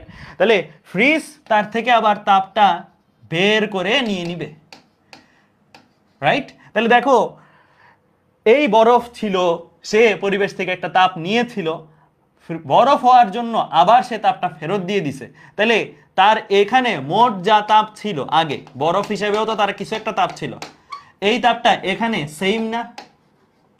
মানে ধরো তুমি 200 টাকা ধার নিছিলে 11 থেকে, আবার 200 টাকা ফেরত দিয়ে দিস, তাহলে তোমার কি টাকার সাম্য অবস্থা বজায় আছে কিনা? যা টাকা ছিল তাই তো আছে, তাই না?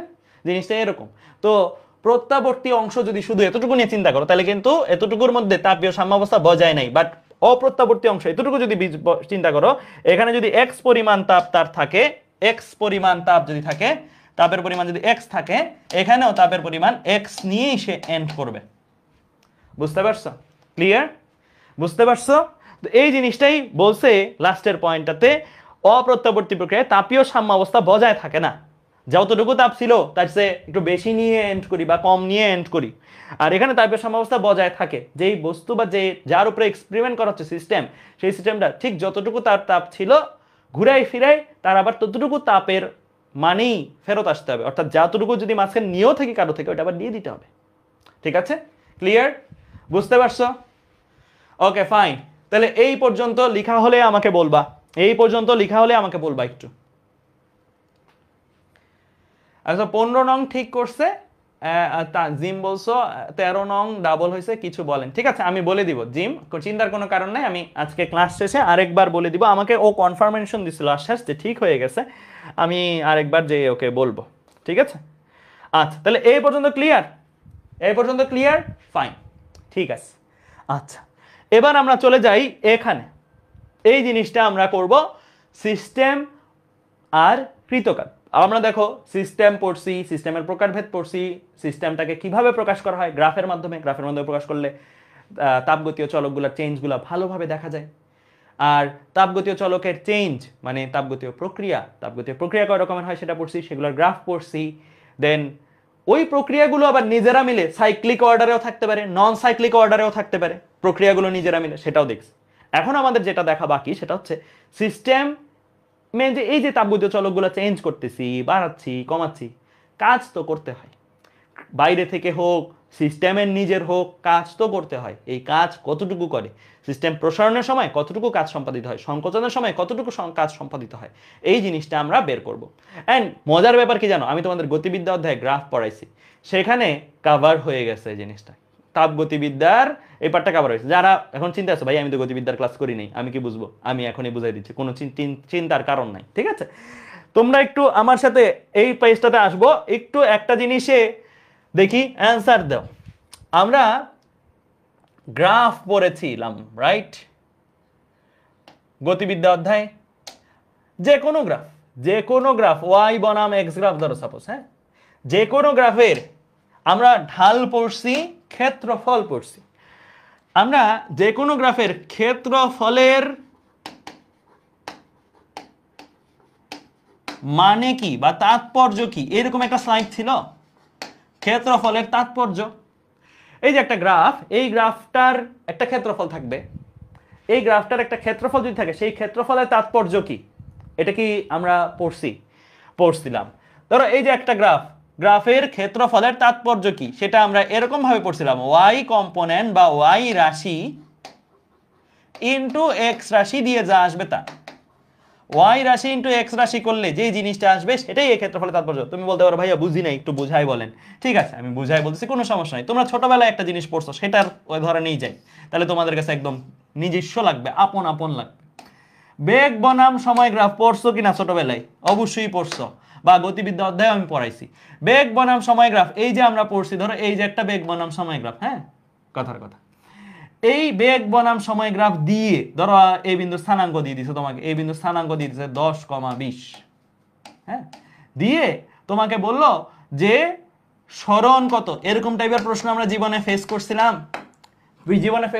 সরণ কত করছিলাম। আমরা কি করতাম, আমাকে বের করতে বলছে সরণ বেগ বনাম সময় গ্রাফ দিয়ে, আমি কি করতাম ছোটবেলায়, আমরা ছোটবেলায় এটা করতাম যে এই গ্রাফটার যেখানে শেষ হয়েছে সেই পর্যন্ত একটা নিচের দিকে দাগ টান দিতাম, দাগ টান দিলে এখানে একটা ক্ষেত্রফল তৈরি করতো না সে, এই যে ক্ষেত্রফল সে তৈরি করছে, আমরা বলতাম এই ক্ষেত্রফলের মানই,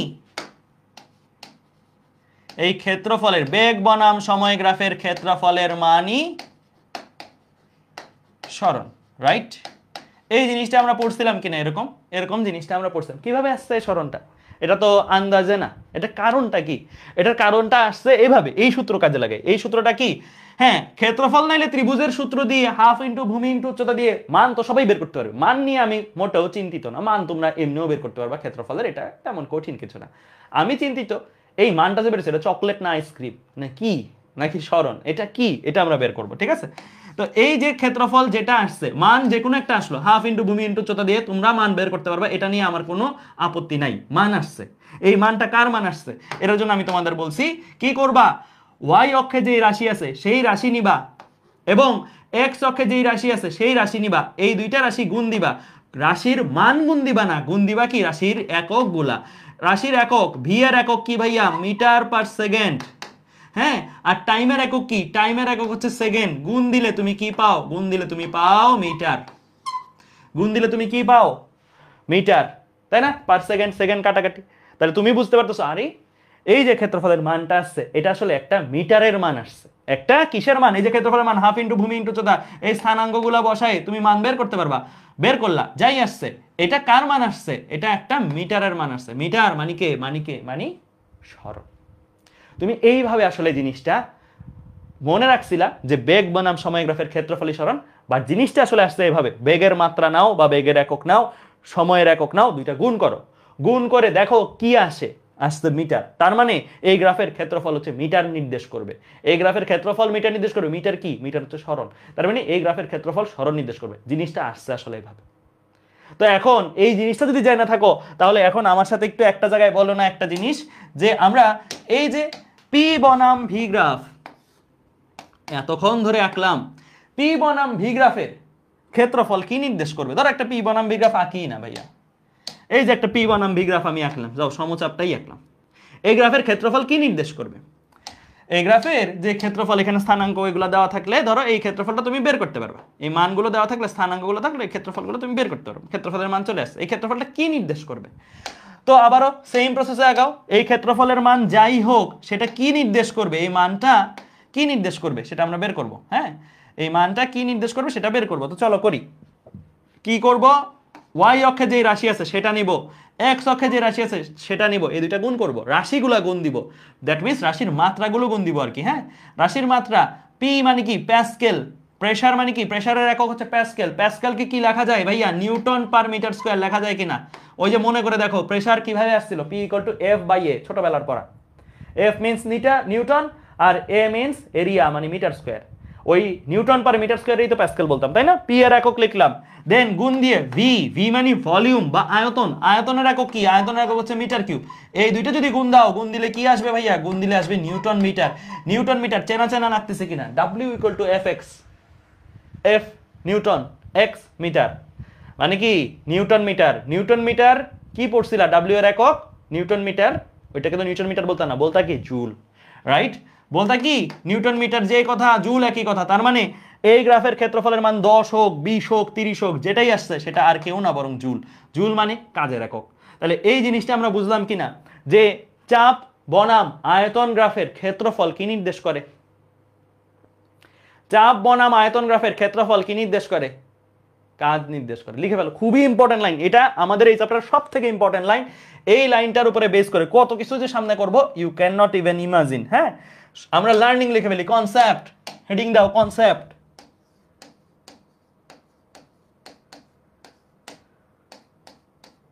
আমরা যদি কোনো একটা সিস্টেমের কৃত কাজ কত জানতে চাই, আমার করণীয় কি? আমার করণীয় হচ্ছে চাপ বনাম আয়তন। ওই সিস্টেমের জন্য যদি চাপ বনাম আয়তন গ্রাফ থাকে, ওই চাপ বনাম আয়তন গ্রাফের ক্ষেত্রফল বের করতে হবে। তাহলে লিখো কনসেপ্ট, পি ভার্সেস ভি গ্রাফের এক একটি বিন্দু কি নির্দেশ করে? এক একটি অবস্থা নির্দেশ, সামারি টানতেছি আজকের পড়ার, হ্যাঁ, এক একটি অবস্থা নির্দেশ করে, সিস্টেমের অবস্থা। কার অবস্থা ভাইয়া? সিস্টেমের অবস্থা। হ্যাঁ, গ্রাফের লাইন বা রেখা কি নির্দেশ করে? রেখা কি নির্দেশ করে? প্রক্রিয়া নির্দেশ করে। ক্ষেত্রফল কি নির্দেশ করে? মাত্র এটা বললাম। কাজ নির্দেশ করে। ঠিক আছে, ক্লিয়ার? বোঝা গেছে? বুঝতে পারছো? এই পর্যন্ত লেখা হলে বলিও, এই পর্যন্ত লেখা হলে বলিও। ঠিক আছে, তাহলে পি বনাম ভি গ্রাফের এক একটা বিন্দু মানে সিস্টেমের এক একটি অবস্থা, এক একটা লাইন মানে এক একটা প্রক্রিয়া, এক একটা এরিয়া মানে এই প্রক্রিয়ায় কৃত কাজ কত। এই যে প্রক্রিয়াটা ঘটলো না, এই প্রক্রিয়া তো একটা বিন্দু থেকে একটা বিন্দুতে সে গেছে, ধরো এ বিন্দু থেকে সে বি বিন্দুতে গেছে, এ বিন্দু থেকে বি বিন্দু যেতে তার কৃত কাজ কত, সেই কৃত কাজটা WAB জানতে ছিল। WAB is equal two what? WAB is equal two এই এরিয়াটা। ঠিক আছে, এক্স অক্ষের সাথে এরিয়া নিব, কেমন? বুঝতে পারছো? ক্লিয়ার? বোঝা গেছে? ওকে, ফাইন, ঠিক আছে, ক্লিয়ার? ওকে, একজন বলছো ছোট হাতের ভি তো বেগ নির্দেশ করে, আয়তন নির্দেশ করে, কিভাবে বুঝবো ভি দিয়ে কি নির্দেশ করে? খুবই সিম্পল, বড় হাতের ভি মিন্স ভলিউম, ছোট হাতের ভি মিন্স ভেলোসিটি। ঠিক আছে, আচ্ছা দেখো এবার কয়েকটা জিনিস আমরা তো গ্রাফ দিয়ে শিখলাম, এবার একটু চলক দিয়ে শেখা যাক জিনিসটা, কৃত কাজটাকে একটু চলক দিয়ে শেখা যাক। চলক দিয়ে শিখি, চলো। কৃত কাজের সূত্র, এটা তো গ্রাফ দিয়ে, হ্যাঁ, গ্রাফ ছাড়া যদি আসে তাহলে সূত্র লাগবে না? সূত্র কি? ডাব্লিউ। হ্যাঁ, ডাব্লিউ এর সূত্র শিখবো আমরা, ডাব্লিউ এর সূত্র। ঠিক আছে, দেখো এখানে এটাই বের করি, এই যে দেখো এটাই বের করি আমরা, এই গ্রাফের জন্যই করি,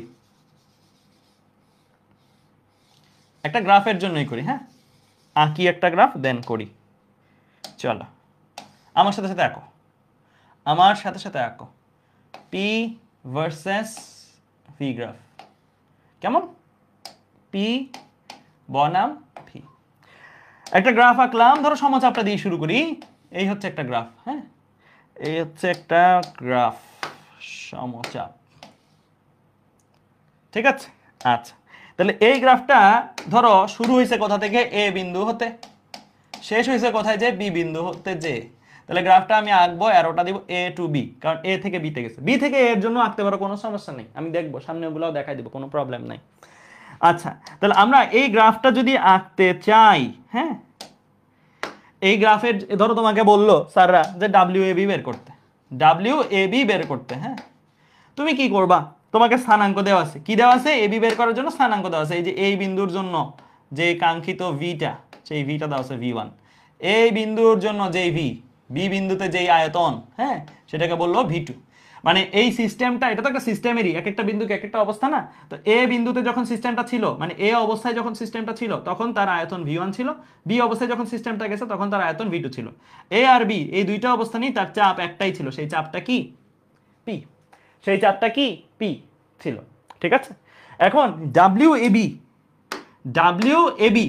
ইজ ইকুয়াল টু হোয়াট বের করতে হবে। তুমি কি করবা? তুমি একটু আগেই কনসেপ্ট শিখছো, ক্ষেত্রফলই কাজ। তো তুমি কি করবা? তুমি এখান থেকে একটা ডটেড লাইন নিচ পর্যন্ত টেনে দিবা, এটাকে অন্য কালার দিয়ে দিই, এটাকে ব্লু কালার দিয়ে দিলাম। ঠিক আছে, এখান থেকে একটা ডটেড লাইন নিচ পর্যন্ত টেনে দিবা, এখান থেকে একটা ডটেড লাইন নিচ পর্যন্ত টেনে দিবা, টাইনে দিলা। টাইনে দেওয়ার পরে মাঝখানে সে যেই ক্ষেত্রফলটা তৈরি করছে, এই যে মাঝখানে সে যেই ক্ষেত্রফলটা তৈরি করছে, এই ক্ষেত্রফলের মানই কৃতকাজ। এই ক্ষেত্রফলটা কি টাইপের ক্ষেত্রফল? একটা আয়তক্ষেত্র। আয়তক্ষেত্রের ক্ষেত্রফলের সূত্র কি ভাইয়া? দৈর্ঘ্য গুণন প্রস্থ। দৈর্ঘ্যটা কতটুকু? এখানে এখানে দৈর্ঘ্যটা কতটুকু? দৈর্ঘ্যটা হচ্ছে এতটুকু। এটাকে কি লেখা যায়? এই যে এতটুকু দৈর্ঘ্য, এটাকে কিভাবে লেখা যায়? চলক দিয়ে লিখতে চাও, এই দৈর্ঘ্যটাকে চলক দিয়ে লিখতে চাও, কি লিখবা? চলক দিয়ে লিখতে চাও, কি লিখবা বলো দেখি, কে কেউ একজন বলো। এই দৈর্ঘ্যটা চলক দিয়ে লিখতে চাই, কি লিখবো? আমরা জানি এই যে এতটুকু হলো, এতটুকু হলো, এখান থেকে এতটুকু হলো V2, তাই না?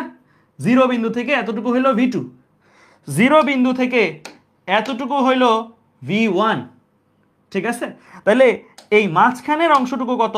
মাঝখানের অংশটুকু হলো V2 বিয়োগ V1 না? V2 বিয়োগ V1 কিনা, এটা নিচে লিখে দিই, হ্যাঁ? V2 বিয়োগ V1 কিনা?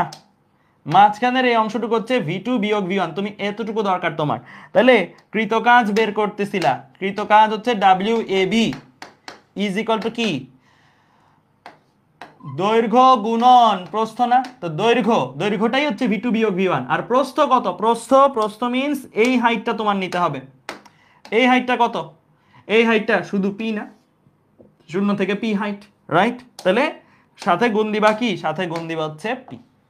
তাহলে P into V2 minus V1 লিখে ফেলো। P into V2 minus V1, এই হচ্ছে আমার কৃতকাজের সূত্র। যদি গ্রাফ না দেয় স্যাররা প্রশ্নে, স্যাররা এভাবে দিয়ে দিতে পারে, একটি সমচাপ প্রক্রিয়ায় সমচাপের মান 500 জুল বলে দিল। প্রক্রিয়ার শুরুতে আয়তনের মান ছিল 100 মিটার কিউব, প্রক্রিয়া শেষে আয়তনের মান দাঁড়ালো 300 মিটার কিউব। কৃতকাজের মান বের করো। তাহলে তোমাকে V2 দেওয়া আছে, V1 দেওয়া আছে, P দেওয়া আছে, গ্রাফ দেয় নাই, তুমি বের করতে পারবে কিনা? পারবা। একই জিনিস, গ্রাফ দিয়ে দেওয়া, ক্ষেত্রফল বের করা, আর আলাদাভাবে মান দিয়ে দেওয়া একই জিনিস। বলো তো এই সমীকরণটা কি সকল প্রক্রিয়ার জন্য ব্যবহার করা যাবে, না কোন প্রক্রিয়ার জন্য ব্যবহার করা যাবে বলো? এটা কোন প্রক্রিয়ার জন্য ব্যবহার করা যাবে বলো তো? কোন প্রক্রিয়ার জন্য ব্যবহার করা যাবে এটা? সমচাপ প্রক্রিয়া, রাইট? এটা কিন্তু সব প্রক্রিয়ার জন্য না ভাইয়া। এটা কোন প্রক্রিয়ার জন্য? এই সূত্রটা কেবল মাত্র লিখে রাখো, সমচাপ প্রক্রিয়ায় কৃতকাজ নির্ণয়ের জন্য ব্যবহার করা যাবে। আমি বলছি ভাই V2 মাইনাস V1টা আরেকবার একটু বুঝাই দেন, খুবই সহজ জিনিস। দেখো একবার তাকাও, তাহলেই বুঝে যাবা। এটা কি মূল বিন্দু না? জিরো বিন্দু। V2 কি? V2 হচ্ছে একটা স্থানাঙ্ক, একটা x অক্ষের উপরে মান। তাহলে আমরা x অক্ষের উপরে মান যদি এটা হয়, এটা কতটুকু পর্যন্ত দৈর্ঘ্য ভাইয়া? মূল বিন্দু থেকে এতটুকু পর্যন্তই তো V2। মূল বিন্দু থেকে এতটুকু পর্যন্তই V2 না ভাইয়া? মূল বিন্দু থেকে এতটুকু পর্যন্ত হচ্ছে V2। একইভাবে মূল বিন্দু থেকে এতটুকু পর্যন্ত হচ্ছে V1, মূল বিন্দু থেকে এতটুকু পর্যন্ত হচ্ছে V1। তাহলে আমার লাগবে কি V2 না V1, নাকি দোনোটার কেউ না? আমার লাগবে আসলে কতটুকু? আমার লাগবে আসলে এই V1 থেকে V2, কারণ আমার গ্রাফের এরিয়া লাগবে এতটুকু। এতটুকু এরিয়ার জন্য আমার দরকার এই দৈর্ঘ্যটা। এই দৈর্ঘ্যটা কি? টোটালটা V2, এতটুকুটা V1, আমার লাগবে এতটুকু। এতটুকুটা কি? V2 থেকে V1 বাদ দিয়ে দিলে যে অংশটা, সেটা না? তো এই কারণে আমি এটা নিলাম। এখন তোমাদের প্রশ্ন হতে পারে মনে যে ভাইয়া আমরা কি সারা জীবন শুধুমাত্র সমচাপের জন্য এই কৃতকাজ বের করব, অন্য প্রক্রিয়ার জন্য বের করতে পারি না? হ্যাঁ, অন্য প্রক্রিয়ার জন্য বের করতে পারি, অন্য প্রক্রিয়ার জন্য বের করতে পারি। অন্য প্রক্রিয়ার গ্রাফগুলো কেমন হয় একটু চিন্তা করো মনে মনে, একটু চিন্তা করো অন্য প্রক্রিয়ার জন্য গ্রাফগুলো কেমন হয়। অন্য প্রক্রিয়ার গ্রাফ আঁকছি আমরা একটু আগে, হ্যাঁ? অন্য প্রক্রিয়ার জন্য গ্রাফগুলো কেমন হয়। তো আমরা আসি সম আয়তন। এবার সম আয়তন প্রক্রিয়াটা দেখি কেমন। সম আয়তন,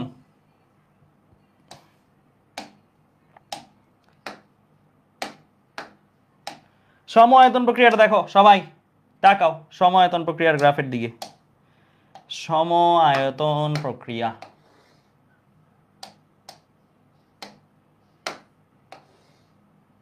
সম আয়তন প্রক্রিয়ার জন্য আমি গ্রাফ আঁকালাম।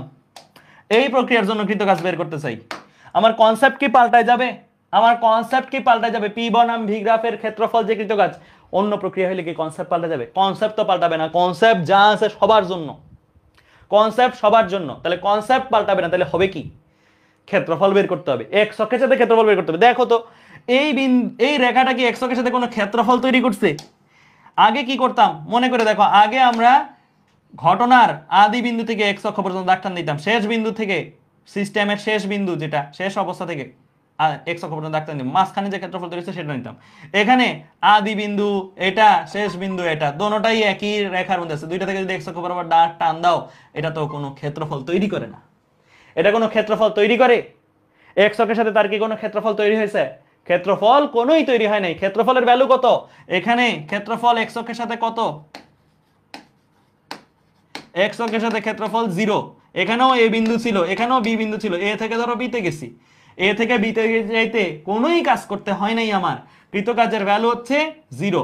তাহলে এই জিনিসটাও লিখে ফেলো সবাই, W ইজ ইকুয়াল টু 0 কিসের জন্য? সম আয়তন প্রক্রিয়ার জন্য।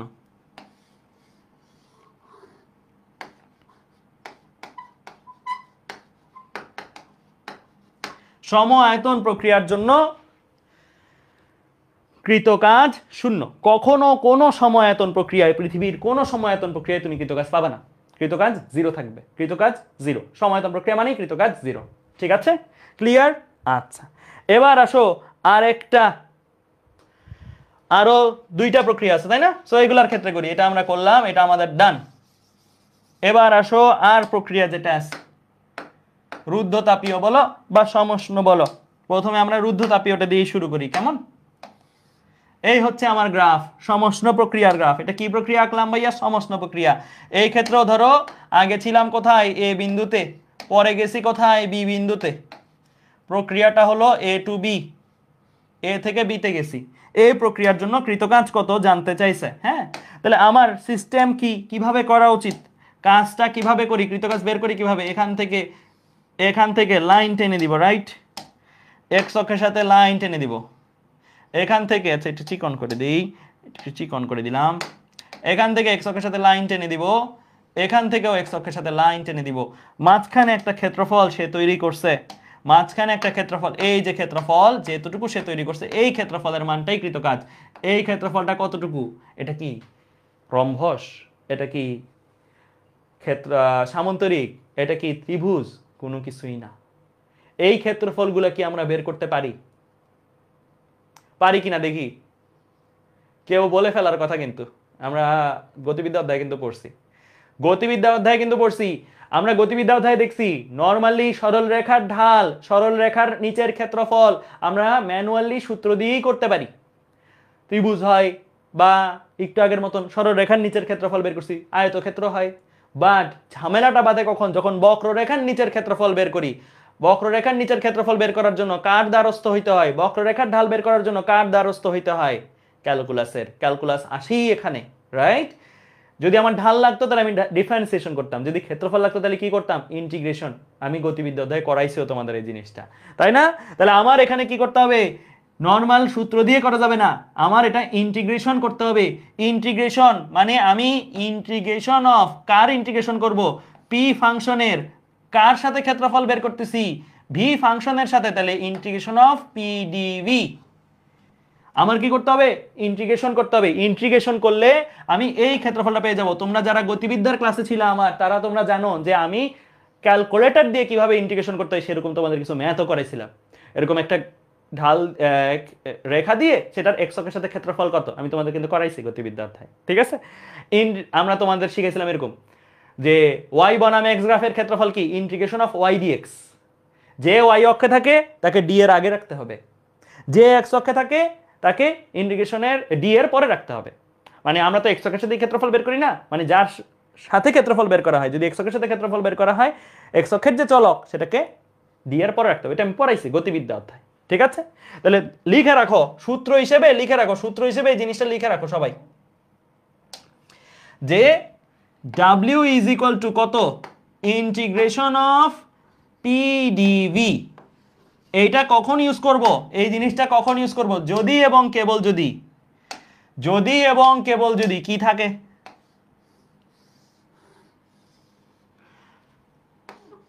কি কি প্রক্রিয়ার জন্য কৃতকাজ বের করতে দেয়? প্রক্রিয়া আছে আর 2টা, সমষ্ণ, এটাও বক্ররেখা, রুদ্ধতাপীয়, এটাও বক্ররেখা। সমষ্ণ ও রুদ্ধতাপীয় প্রক্রিয়ার জন্য কৃতকাজ নির্ণয়ের সূত্র হলো এটা, ঠিক আছে? ক্লিয়ার? বোঝা গেছে? ক্লিয়ার? তাহলে এই হচ্ছে আমার কনসেপ্ট। সবাই লিখে রাখো এই পর্যন্ত যা আছে, সবাই লিখে রাখো এই পর্যন্ত যা আছে। তবে ঘাবড়ানোর কিছু নাই, আমাদের ক্যালকুলাসের ব্যবহার খুবই কম এই চ্যাপ্টারে। এই চ্যাপ্টারের প্রায় 95% ম্যাথ হয়ে যায় এই দুইটা দিয়ে, এই দুইটা দিয়ে। 5% ম্যাথ হচ্ছে এটা, 5% ম্যাথ আসে এটা দিয়ে। এটা আরো সোজা আমার কাছে লাগে, কারণ কি এটা সব দেওয়া থাকে। ক্যালকুলেটর, জাস্ট ক্যালকুলেটরে আমি তোমাদের ক্যালকুলাস বের করা শিখাইছি, ক্যালকুলাসে ইন্টিগ্রেশন করা শিখাইছে, ক্যালকুলেটর বসাইলে হয়। এটা আসলে আমি আরো খুশি হই বেশি, এটা আসলে আরো বেশি খুশি হবা, কারণ এটা আসলে ক্যালকুলেটরের কাজ, আমার নিজের কোনো কাজ নেই। ক্যালকুলেটরের মান বসাবো, চলে আসবে অ্যান্সার। এটা আসলে কাজ করতে হয় আমাদের 95% ম্যাথ এগুলো দিয়ে। বুঝতে পারছো? ক্লিয়ার? এই ক্যালকুলাস আসলে আরো বেশি খুশি হবা সব সময় ফিজিক্সে, কারণ ফিজিক্সে ক্যালকুলাস হচ্ছে জাস্ট ক্যালকুলেটরে বসাও অ্যান্সার চলে আসবে। ফিজিক্সে ক্যালকুলাসের প্যাচ নাই, ঠিক আছে? ক্যালকুলেটরে বসাও অ্যান্সার চলে আসবে খালি, ঠিক আছে? ওকে ফাইন, তাহলে এই পর্যন্ত আমরা বুঝলাম। হ্যাঁ, এই পর্যন্ত আমাদের বোঝা ডান। আমরা এই পর্যন্ত যদি বুঝে থাকি, এবার আমরা একটা ম্যাথ করে ফেলতে পারবো ঝটপট। দেখি, ঢাকা বোর্ড 2019-এ আসছে একটা ম্যাথ। সবাই প্রশ্নটা তোলো আগে, তারপরে ভাইয়া অ্যান্সার করবো আমরা। আগে প্রশ্ন তোলো, তোমাদের অপশন তোলা দরকার নেই, তোমরা শুধু প্রশ্ন চিত্র এটা তোলো। হ্যাঁ, 1.5 মিনিট টাইম দিলাম।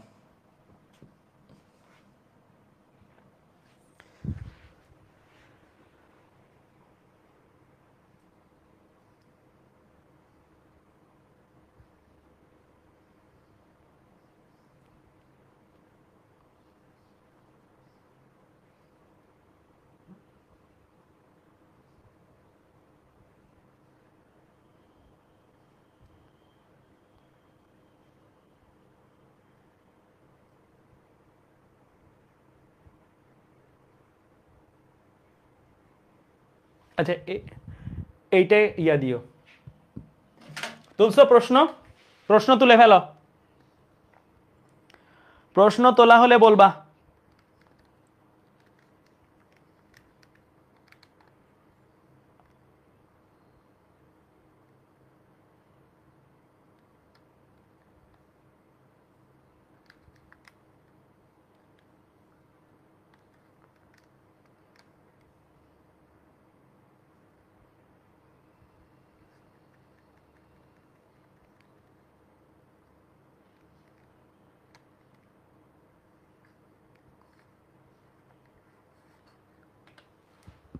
তুলছো?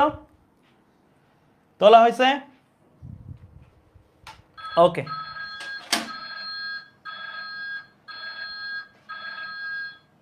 আচ্ছা লিখছো? তোলা হলে এখানে একটা একটু ছোট্ট কারেকশন আছে, একটু কারেকশন করবা। এইটা ঢাকা বোর্ডে 0.5 ছিল আমার যতটুকু মনে আছে, এটা চেঞ্জ হবে, একটু 0.5 হবে। পয়েন্ট ছিল 0.5 ইন্টু 10⁻², ঠিক আছে? 0.5 ইন্টু 10⁻², যতটুকু। আচ্ছা 0.5 না তো, দেখি এখানে সব ঠিক আছে কিনা। প্রস্তুতদের ক্ষেত্রফল, না না ঠিক আছে, এটা ঠিক আছে, সরি এটা না, ওইটা আরেকটা প্রশ্ন ছিল। এটা ঠিক আছে, এটাই ঠিক আছে, এটা আরেকটা প্রশ্ন। এখানে এটা 0.1 দাও, ওইটাতে 1 ছিল আর কি, ওইটা আরেকটা প্রশ্ন ছিল, সরি। এইটাই ঠিক আছে, যেটা তুলছো এটাই ঠিক আছে, ঠিক আছে? ওকে, তুলছো? তোলা হয়েছে? ফাইন, এটাই ঠিক প্রশ্ন। কি বলছে? চিত্রে সিলিন্ডারে রক্ষিত 1 মোল গ্যাসে ডিকিউ তাপ সরবরাহ করায় পিস্টন এক্স অবস্থান থেকে ওয়াই অবস্থানে আসে। পিস্টনের প্রস্থচ্ছেদের ক্ষেত্রফল দেওয়া আছে 0.1 মিটার স্কয়ার। প্রস্থচ্ছেদের ক্ষেত্রফল মানে কি? এ। প্রস্থচ্ছেদের ক্ষেত্রফল জিনিসটা কি জানো? প্রস্থচ্ছেদের ক্ষেত্রফল হচ্ছে এই যে পিস্টন, এই জিনিসগুলো কি ত্রিমাত্রিক না? এগুলোকে তুমি যদি কাইটে দাও মাঝখান দিয়ে, কাইটে দিলে, যে পিস্টনটাকে যদি কাইটে দাও, কাইটে দিলে এটার এরিয়াটা এরকম। এটা তো একটা সিলিন্ডার আকৃতির জিনিস নাকি? সিলিন্ডার আকৃতির জিনিস হলে এরকম এই এরিয়াটা।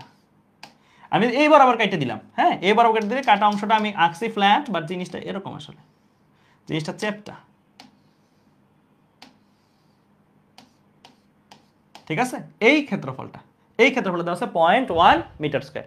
একটা সিলিন্ডার আকৃতির জিনিসের কথা চিন্তা করো। সিলিন্ডার আকৃতির জিনিসের মধ্যে, বা তোমরা সিরিঞ্জ দেখছো না? সিরিঞ্জ, ওই যে ইঞ্জেকশন দেয়, ওই ইঞ্জেকশন দেওয়ার যে সিরিঞ্জটা, ওইটার একটা মাথা থাকে না কালো কালারের, ওইটার ক্ষেত্রফল আছে না? ওইটার ক্ষেত্রফলটা হচ্ছে 0.1 মিটার স্কয়ার।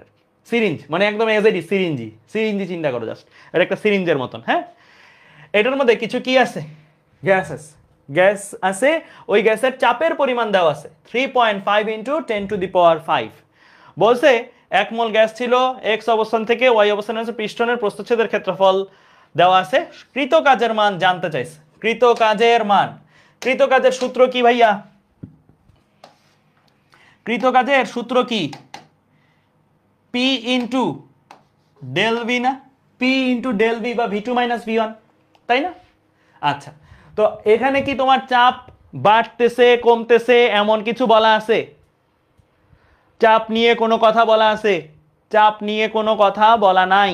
চাপ নিয়ে যদি কোনো কথা না বলা থাকে, বাড়তেছে বা কমতেছে, তাহলে একটা যদি মান দেওয়া থাকে জাস্ট লাইক দিস, চাপের মান একটা, তাহলে বুঝতে হবে এটা সমচাপ প্রক্রিয়া। চাপের মান যদি মাল্টিপল থাকতো বা চাপ পরিবর্তন হচ্ছে বলা থাকতো, তাহলে আমরা পরিবর্তনশীল চাপ ধরতাম। তাই আমরা সমচাপের জন্য কৃতকাজের সূত্র যেটা সেটাই লিখছি, W = P × V2 - V1 যেটা, সেটাই কিন্তু লিখছি। ঠিক আছে? আচ্ছা, এখন আমরা এখানে এই ডেল ভিটাকে বের করব।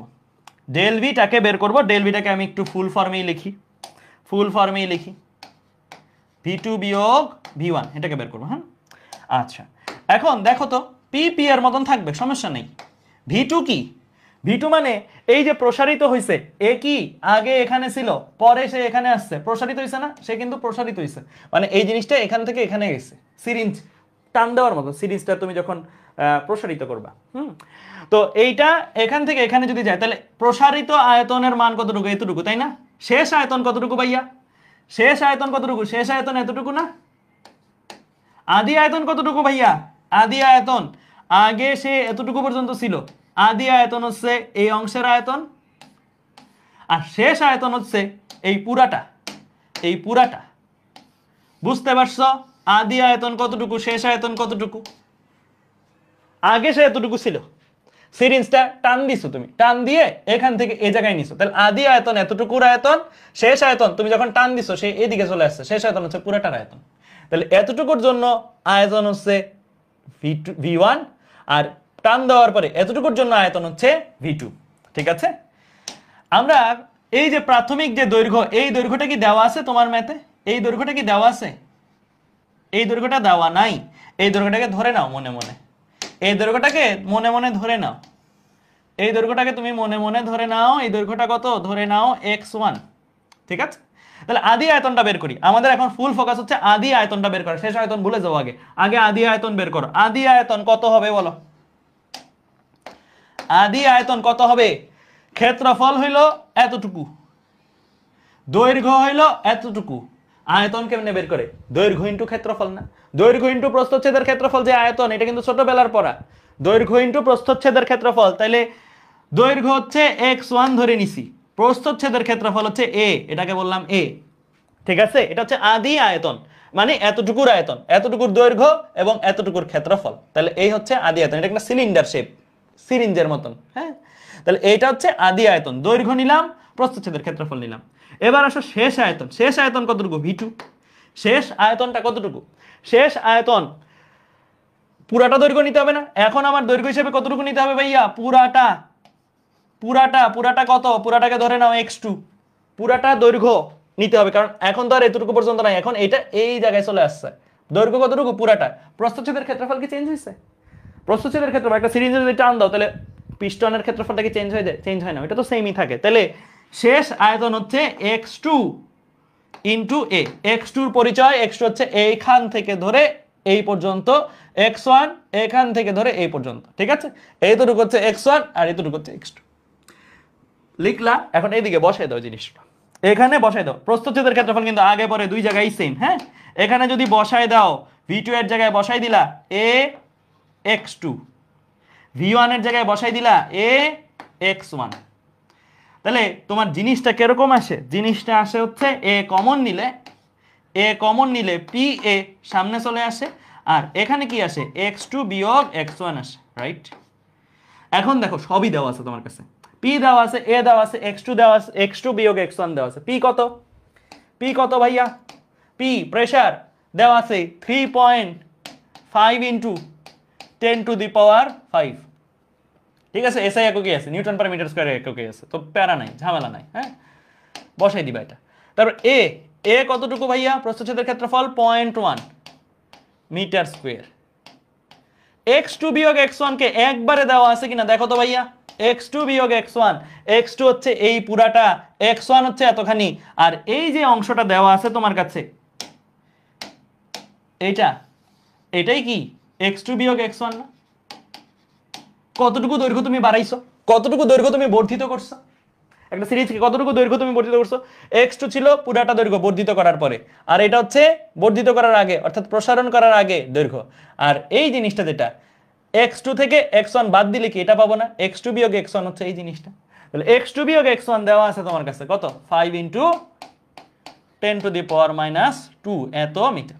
সব পাচ্ছি, সব বসাই দাও, সব বসাই দাও, পি এ x2 বিয়োগ x1 একবারে, হ্যাঁ একবারে বসাই দাও, দেখো কত আসে। তাহলে 3.5 into 10 to the power 5 into A, A কত, এ হচ্ছে আমার 0.1, x2 বিয়োগ x1 কত, x2 বিয়োগ x1 হচ্ছে 5 into 10 to the power minus 2, তাহলে আসছে কত 1750। 1750 মানে কি 1.ENG বাটনটা ক্লিক করছি, 1750 যখন আসছে ইএনজি ক্যালকুলেটর ইএনজি বাটনটা ক্লিক করছি, এটা ক্লিক করার সাইন্টিফিক মোডে চলে আসছে, সাইন্টিফিক মোডটাতে আসার ফলে অ্যান্সার কত আসছে 1.75 ইনটু 10 টু দি পাওয়ার 3 এত কি জুল, রাইট। সব এসআই একক, তাহলে কাজের একক কি আসবে, জুল আসবে। তোমাদের অপশনগুলোও জুলে দেওয়া আছে, তাহলে অ্যান্সার কয় নাম্বার, 1 নাম্বার কারেক্ট। ঠিক আছে, ক্লিয়ার, বোঝা গেছে, বুঝতে পারছো, বোঝা গেছে, ফাইন, ঠিক আছে। তাহলে আমরা এই টাইপের ম্যাথগুলো ইনশাল্লাহ করে ফেলতে পারবো, ঠিক আছে। তাহলে এগুলা করে ফেলতে পারলেই মোটামুটি কাজ হয়ে যাবে। আচ্ছা, এই পর্যন্ত যদি বুঝে, তাহলে নেক্সট ক্লাসে করবো বাকিটা, আজকে আর আগাবো না, আজকে আর আগাবো না, এরপরে নেক্সট ক্লাস, কারণ নেক্সট ক্লাসে নতুন কনসেপ্ট শুরু হবে। এই যে আমরা আজকে কৃতকাজগুলো পড়ছি, কৃতকাজগুলোর আরো ডিটেলস নেক্সট ক্লাসে, কৃতকাজ নিয়ে একদম ডিটেলস একটা ক্লাস হবে, যেখানে আমরা গ্রাফ থেকে কৃতকাজ অনেক রকমের ম্যাথ করে বের করব, ঠিক আছে। তাহলে আজকে এ পর্যন্তই, আল্লাহ হাফেজ তাহলে তোমাদের সবাইকে।